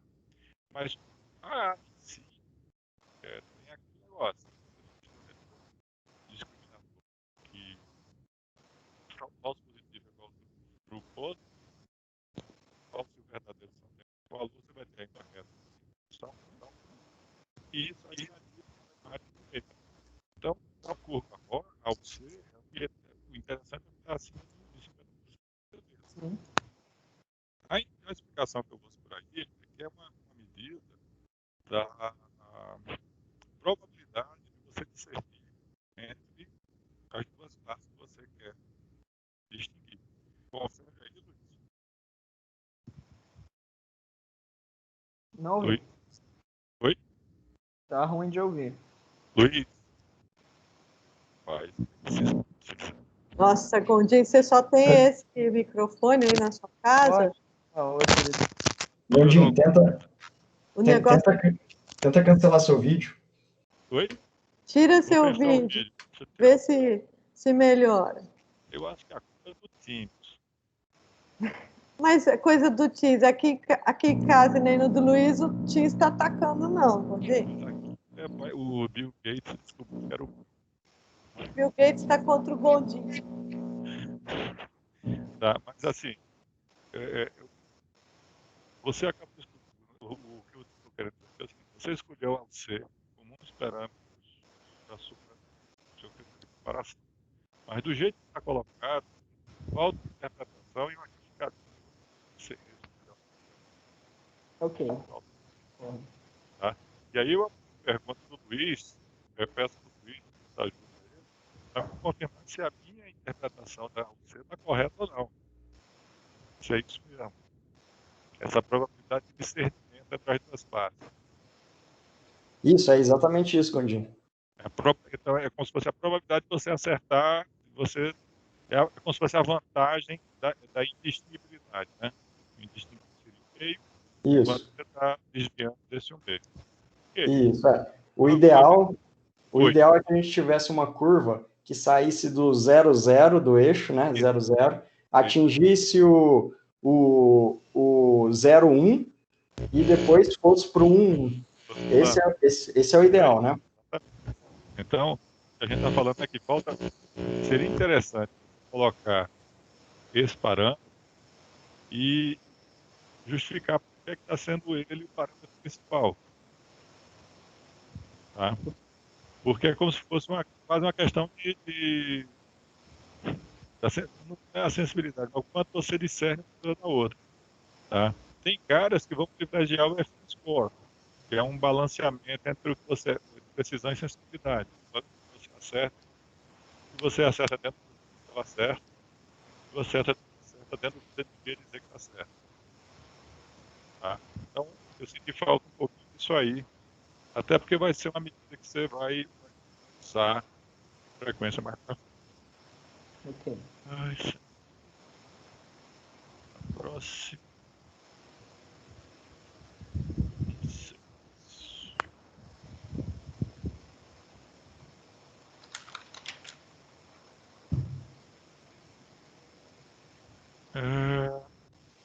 Aí lá tem um questionamentozinho. Você faz necessário ter teste de robô para o seu comportamento.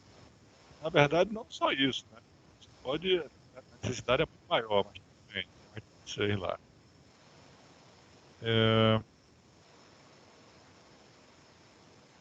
Página 32. Professor, o começo desse seu comentário? Você pode repetir? Não, você diz assim, faz-se necessário estudar o comportamento desses robôs. Sim. Eu acho que faz necessário estudar o comportamento e a justificativa poderia ser mais elaborada, esse é o ponto, tá?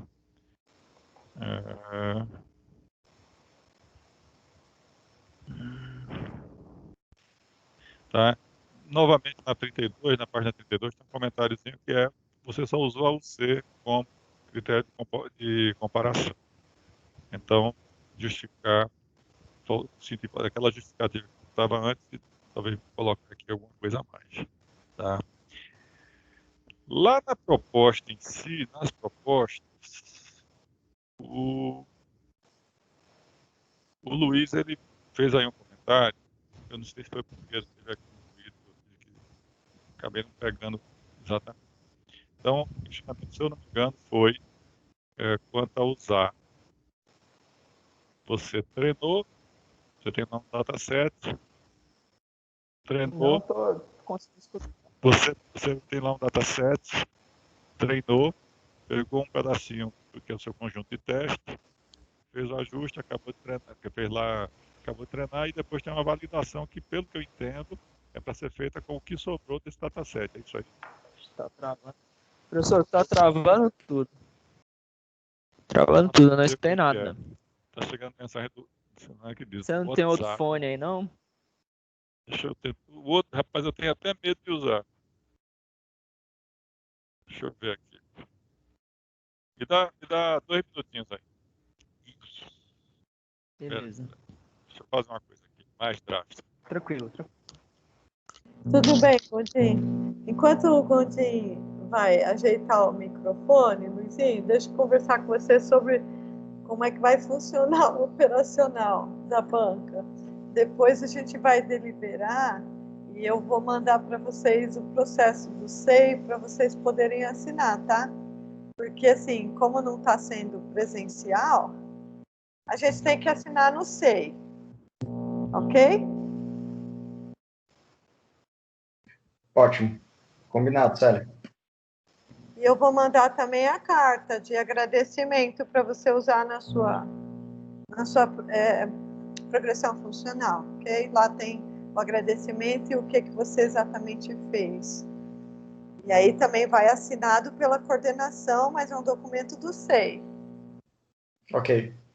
Ok? Eu vou tentar. Eu não sei se vale. Vocês estão conseguindo ver, porque eu trouxe aqui outro computador para ver se eu entro. Só que daqui que eu consiga entrar. Agora parece que está melhor, Gondim. Está melhor? Sim, parece que está melhor. O que você fez? Eu levantei, fui no quarto do Isaac, peguei o meu notebook e trouxe para cá, mas não liguei ainda. Então fica de pé, porque o negócio está funcionando. Aí, tudo bem. Então, não tem maiores comentários nesse sentido. Eu queria entender, pelo que o Luiz ele fez uma ressalva sobre a possibilidade de você estar fazendo o overfitting, se você pegar o Cross Validation Set para fazer o ajuste de parâmetros. É isso aí, Luiz? Isso, Gondim. Uhum. Então você tem que fazer, se fizer o ajuste de features e tudo mais, tem que fazer intra-dataset, certo? Dentro do treinamento. Isso. Tá, dentro do treinamento em si. Seria pegar aqueles 90% e fazer por exemplo, uma validação tenfold, algo do tipo, só usando o conjunto de treinamento, sem tocar no conjunto de testes. Então, tudo bem. Sem misturar, sem misturar. Sem misturar dataset. Tá bom. O comentário, aí eu tenho, na verdade eu vou fazer uns comentários aqui, que é uma remontagem de como é que se chegou nessa história. Na verdade, a gente não estava muito preocupado com feature selection e coisas desse tipo, certo, Jefferson? Certo. O que é que o Jefferson foi fazer? Ele viu lá o trabalho do Ruiz e foi ver qual era. E aí ele selecionou umas features que eram mais simples de coletar do Twitter. Se a gente for ver, são essencialmente features que são contadores. Elas são baratinhas, elas Isso é quase como se fossem quase que volumétricas em relação ao comportamento dos usuários que tem lá.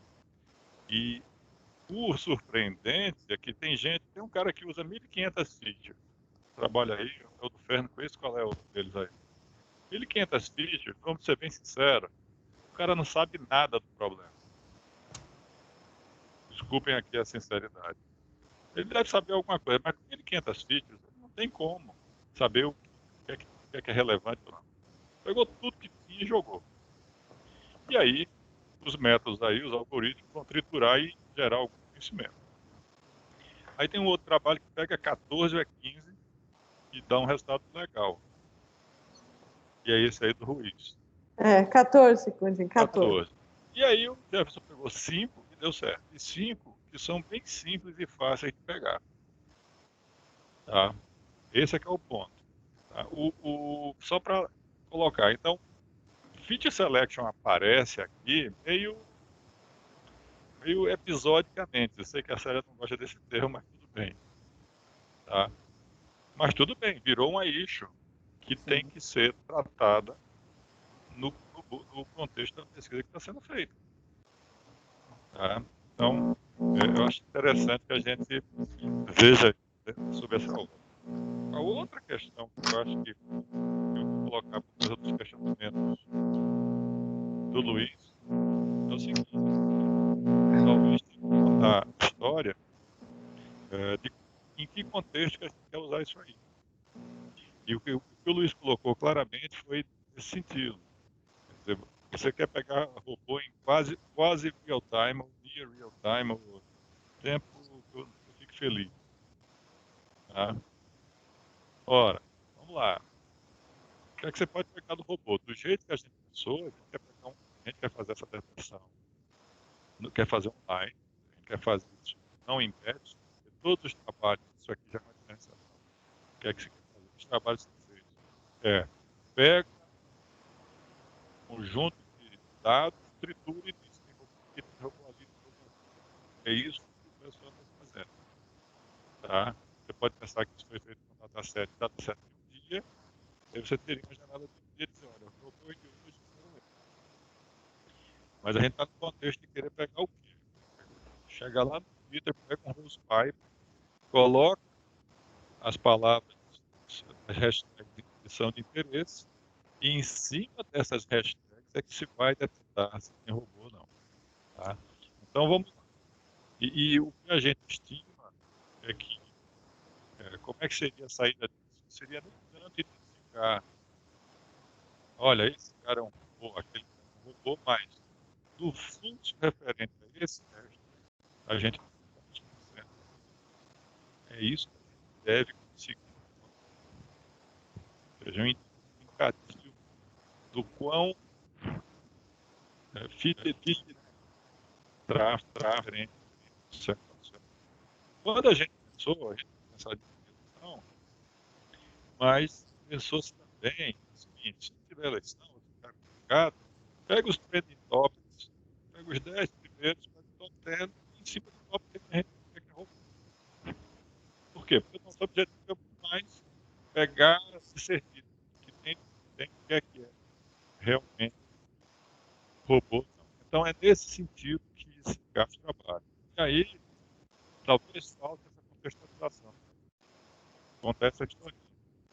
Não é essa historinha toda que acontece aqui, mas olha, como é que a gente fez isso funcionar? Bem, etc. E aí, a Célia falou, não precisa ter uma eleição. Se tiver um assunto quente, né, sei lá, coisa que novo, tipo, Gondinho, tá de novo horrível, Gondinho. E agora? Agora tá bom. Melhorou. Porque Não, começa a ficar um bobo, ninguém entende nada. Eu estou desconfiado que a minha placa, tem alguma coisa na minha placa querendo abrir o vídeo. Só para vocês verem como é que eu tô, eu vou aqui a câmera para vocês verem. É porque você tá nessa nebulosa aí que você colocou. do seu background. Eu posso ter a nebulosa. A nebulosa, ela está fazendo um blá, blá, blá, que ninguém entende nada, esse negócio. Peraí, vou atualizar aqui. Peraí. Pronto.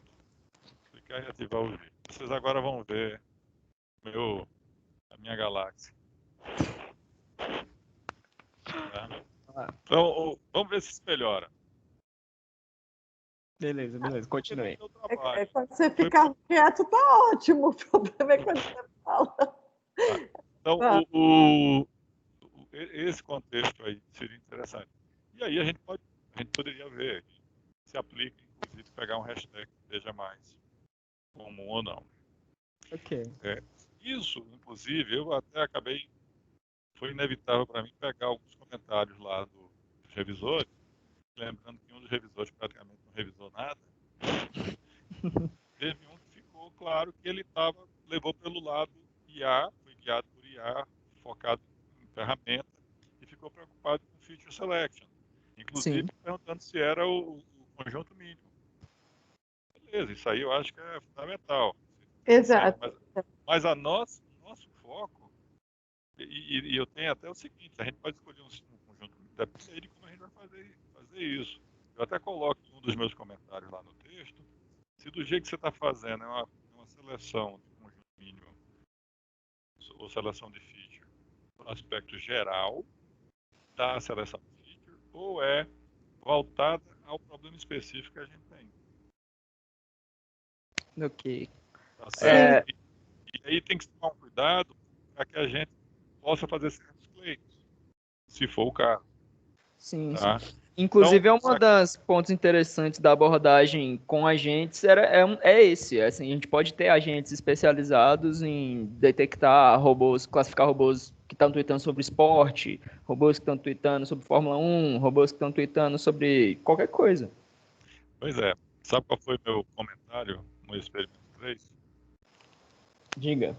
Está parecendo uma random forest de método de algoritmo de machine learning, mas tudo bem. E no experimento 4, foi uma random forest de machine learning algorithms com jardineiro, mas tudo bem. Tá certo? É claro que você já me conhece, eu posso dizer isso. Não tô, assim, tem que tomar um certo cuidado, e o cuidado é o que o Luiz colocou aí. Sim. Tá? Eu acho que ele colocou muito bem aí as questões. De certa forma, eu estou quase que só reforçando. Ainda lá do revisor, teve gente preocupada ele quer uma comparação experimental para o claim de que houve uma melhoria uma redução de recurso computacional. Não se convenceu, ele não fez um curso de análise de algoritmo tão bom quanto que você já deve ter feito aí no mestrado e na graduação. E ele quer que se vá botar em bancada. Isso é uma loucura para fazer isso que ele está querendo. Não é assim que a gente faz a escolha de algoritmo e tudo mais, mas tudo bem. Tá? E isso considerando, Gondinho, que a gente já está no limite de páginas máximo. Pois é. E o Sim. cara quer que eu coloque o experimento profissional. Assintótico, eu não me convenço, não. Eu quero ver prático. Pelo amor de Deus, bicho. Vai ser. Quando o cara me diz isso, parece que ele não entendeu. Não fez um curso bom não tem fundamento de computação na carreira dele, sei lá o que. Lamento informar, mas tudo bem, eu pelo menos ia pensar duas vezes antes de escrever um negócio desse. Mas tudo bem. Tá? E a outra coisa que tem é o que a gente já disse, tem que ter uma justificativa melhor, porque só os artigos e tudo mais, só 3 artigos e outras coisas desse tipo. Mas o cara achou interessante o resultado e mais discussão dos resultados. Tá? Eu acho que a gente, os comentários mais lá do texto estão lá. Eu não consigo ter o distanciamento necessário para fazer mais comentários. Eu acho que a gente já teve muita discussão entre nós 3. Então, eu vou te passar depois essa comentário geral.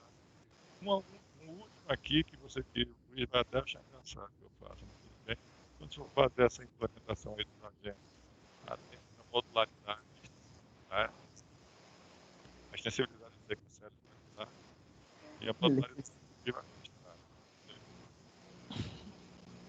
Ok. Subunidade. Tá? Então, com isso, eu vou encerrar por aqui. E agradecer a gente. Bom, Gondim, muito obrigada por seus comentários. Eu vou abrir agora a palavra para os presentes, se quiserem complementar alguma coisa, porque é uma defesa pública, certo? Eu vi que tem pessoas aí assistindo desde o início, tem alunos, tem parentes, conhecidos. Então, se vocês quiserem complementar alguma coisa, tirar alguma dúvida, podem ficar à vontade para abrir o microfone. Esses minutos são reservados para o público, tá? E aí, Jeff, plantou nenhuma pergunta não na plateia, rapaz? Toda vez eu falo nessa. Nada, Jeff? Nada? Então, tá bom. Sua mãe tá aí, Jeff? Minha mãe está aqui. Ela tá tímida. A Jade levantou a mão. Pode falar, Jade. Gente. Bom, primeiro eu queria parabenizar o Jefferson, gostei bastante do trabalho dele. E queria saber por que ele escolheu o Twitter. Seria só pela facilidade da API? Ou porque realmente é uma rede social que o pessoal comenta sobre política? Ou compartilha outras fake news? Então, a escolha pelo Twitter foi feita pela facilidade com a API, pela experiência prévia que eu tinha em construção de robôs para o Twitter, e também porque é uma rede social bastante utilizada aí, e que eu uso diariamente, e eu sinto uma necessidade de ter uma detecção melhor de robôs lá. Além de ser uma rede social que as pessoas usam para comunicar, meio que para passar a notícia mesmo, falar com suas audiências. Então foi por esses 3 motivos. Obrigada, Jade. Mais alguma pergunta ou sugestão? Podemos encerrar, então, essa defesa? Eu vou passar para a fase de deliberação e, infelizmente, a gente vai ter que pedir para vocês se retirarem, porque essa deliberação... Eu posso dar uma sugestão? Ou a gente faz por e-mail, pode ser, Luiz? Não, eu ia te dar uma eu ia dar uma sugestão séria. Oi. A gente para a gravação aqui e lá nessa sala a gente cria uma reunião só. Você cria uma reunião somente comigo e com o Luiz, a gente delibera e depois volta para essa sala de cá.